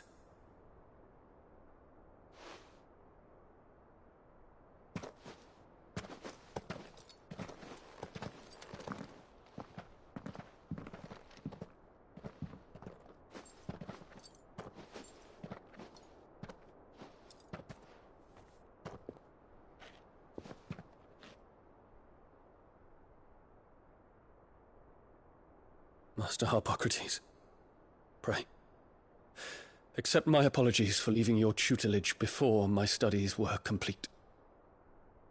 Your lessons opened my mind to a world quite unlike the one I had imagined from within the gilded confines of the palace. And I shall be forever grateful for the efforts you made to enlighten me. Lift up your head, Your Highness. The deeds of youth require no apology. That you took the time to visit me says much about the man you have become. Now, there is something I would like to show you.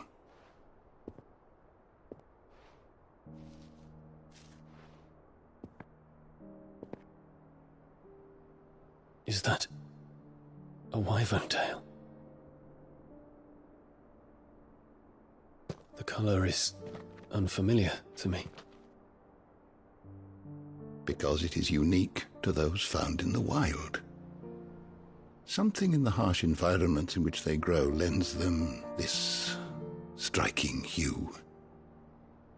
Their roots are indistinguishable from those of their hothouse cousins, but once they bloom, the difference is immediately apparent. In this flower, I see you, Your Highness.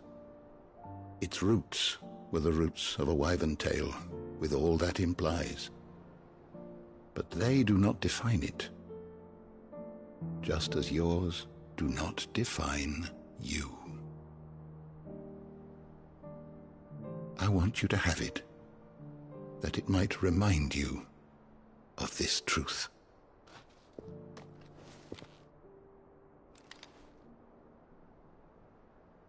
Master Harpocrates, I would ask of you a service. Keep your gift until I have fulfilled my duty to the realm, for only then shall I be deserving of it.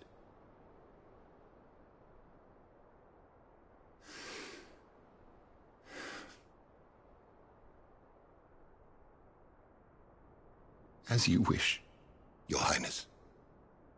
I shall await your return.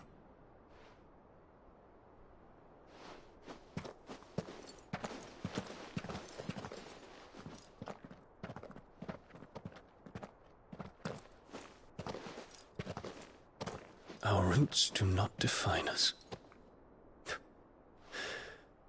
No wonder my stepmother didn't like him. For reuniting me with memories I had thought long lost.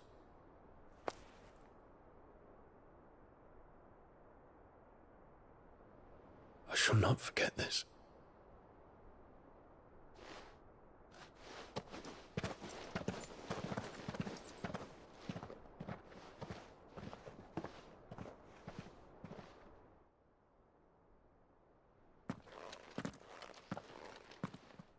Thank you, Clive.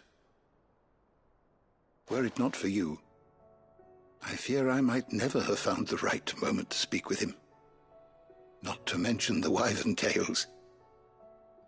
I shall plant their seeds, that I might not disappoint His Highness upon his return. I hope the soil in the hideaway is to their liking. Why, these flowers bloomed in the bleak, black wastes of Waloed. I'm sure Nigel's yard will suit them to a T.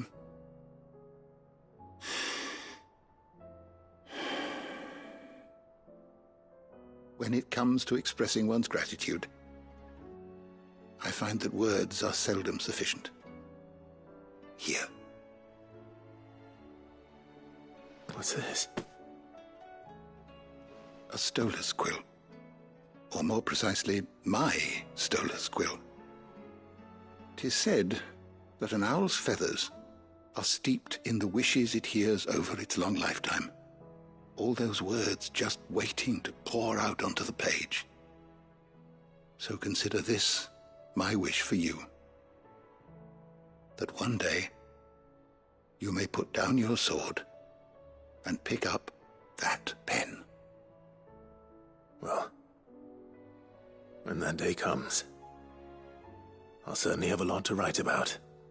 Thank you, Harpocrates. It shall have pride of place in my chamber.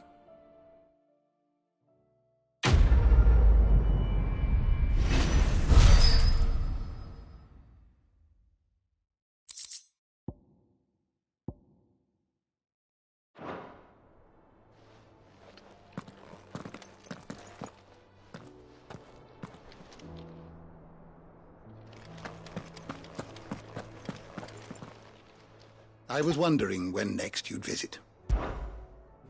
I have a few new notes that might interest you.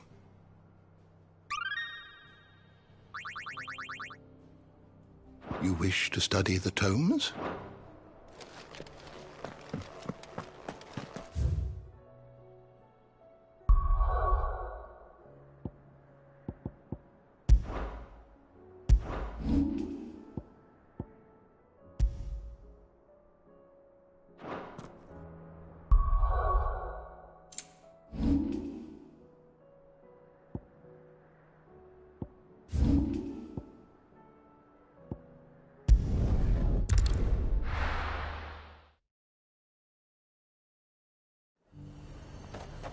The garrison said they take another 100. And how might I help the garrison today?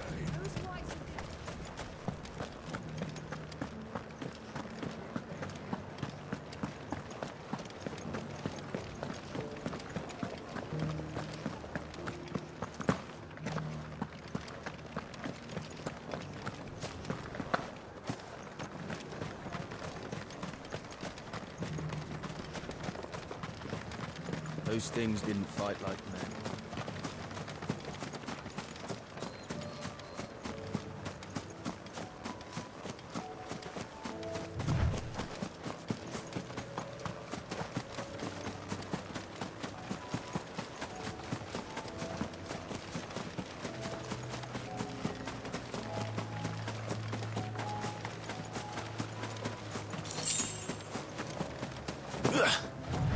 The meadows are vast. Where do we even start? Yotei mentioned the coastline. We can start there.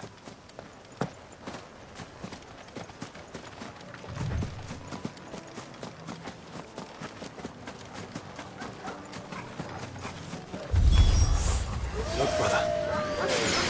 Do you see them? I do. The flowers and our friends.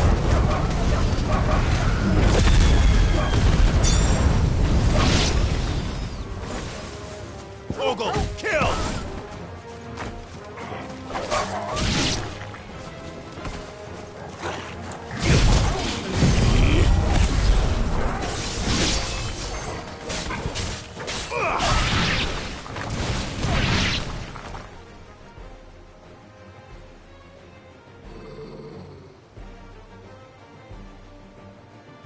What do you see, boy?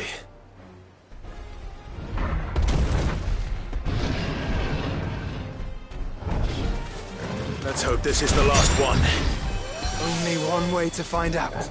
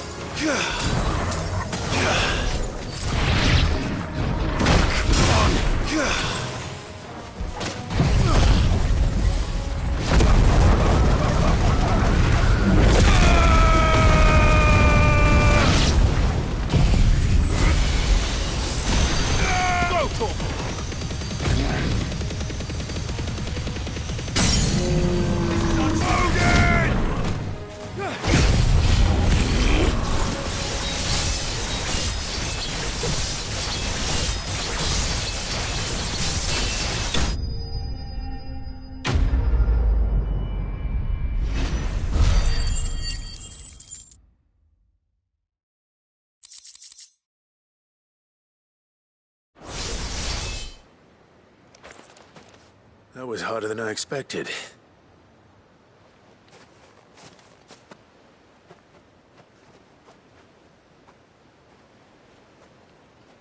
But Founder, it was worth it. They're beautiful. Do you think Jill will like them? She'll love them. Come on. Let's go.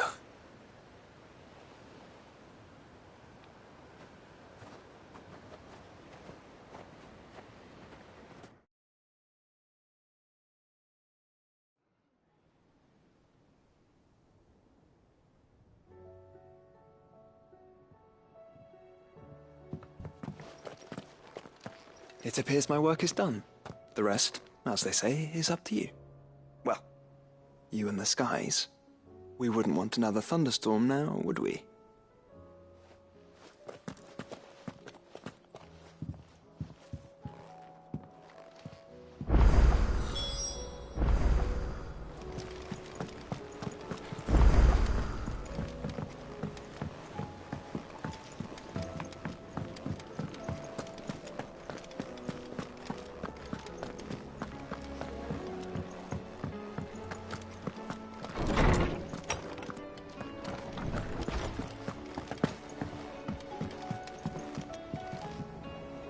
Jill, there's something I'd like to show you.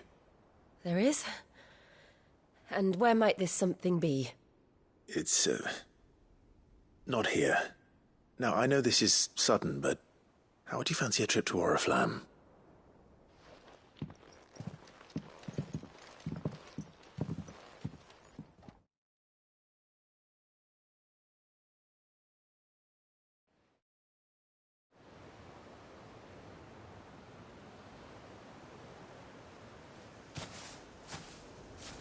There are so many. This is what you wanted to show me.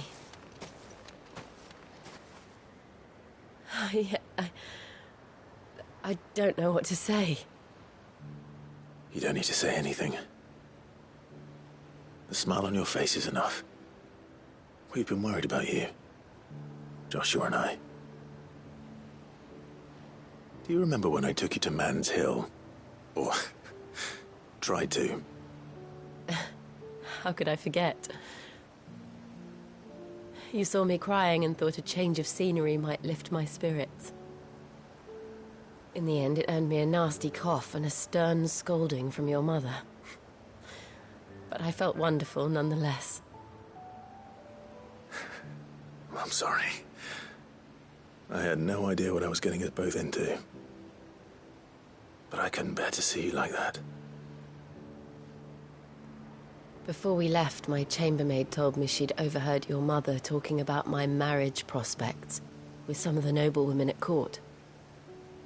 They were debating whether it would be more profitable to marry me off to one of the high houses instead of saving me for the ducal line. No one thought to ask me what I wanted. I was nothing to them. A pawn at best.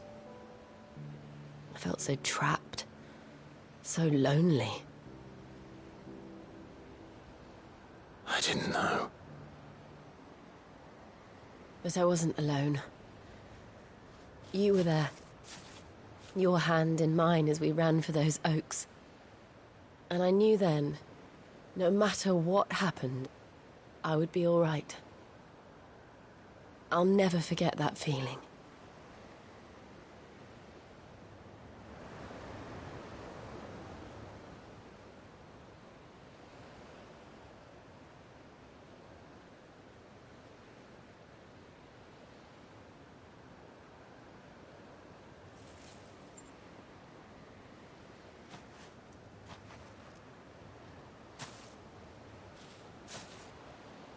Before we broke camp, the morning after the storm,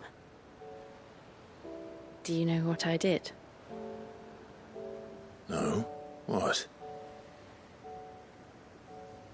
I slipped away from my governess to climb the Tor. And from there I saw a sea of petals, all reaching for the sun. And I realized that no matter how terrible the night, dawn would always come.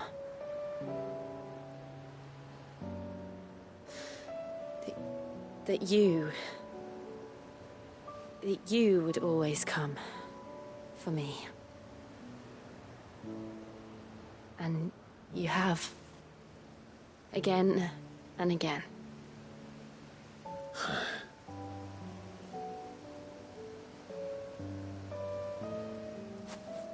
Where do you see us? When all this is over?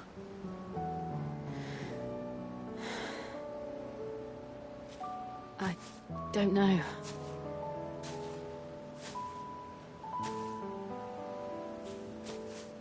Not here, though. I think I've outgrown the twins. After everything we've been through, the realm just seems so small. I'll need some space to spread my wings. Then that's what you'll have. And I'll stop at nothing to see that you do.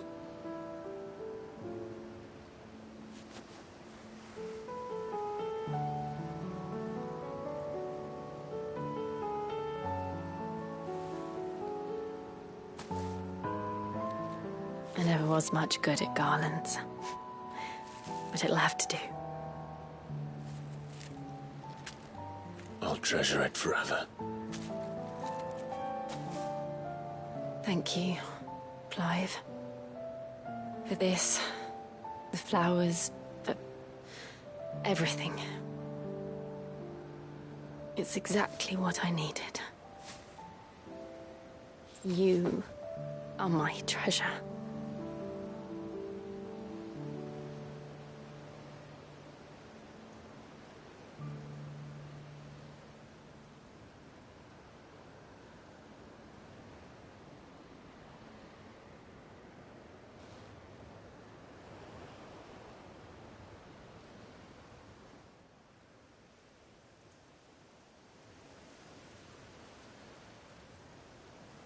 We should probably be getting back. I expect the others are wondering where we are. You're right.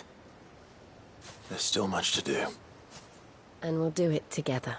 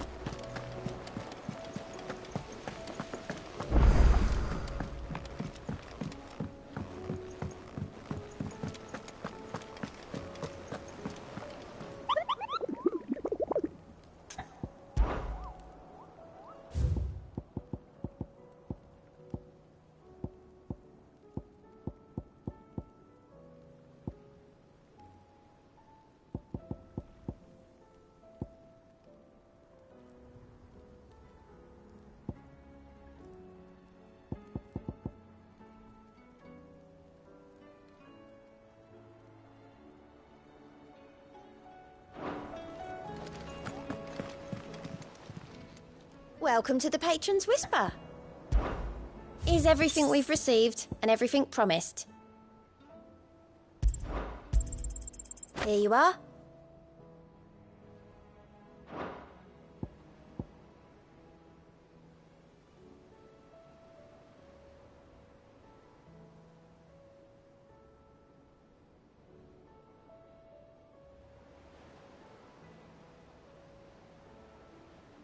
Come again.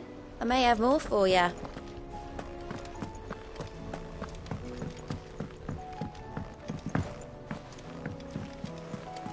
There's something about it. I feel like it's calling.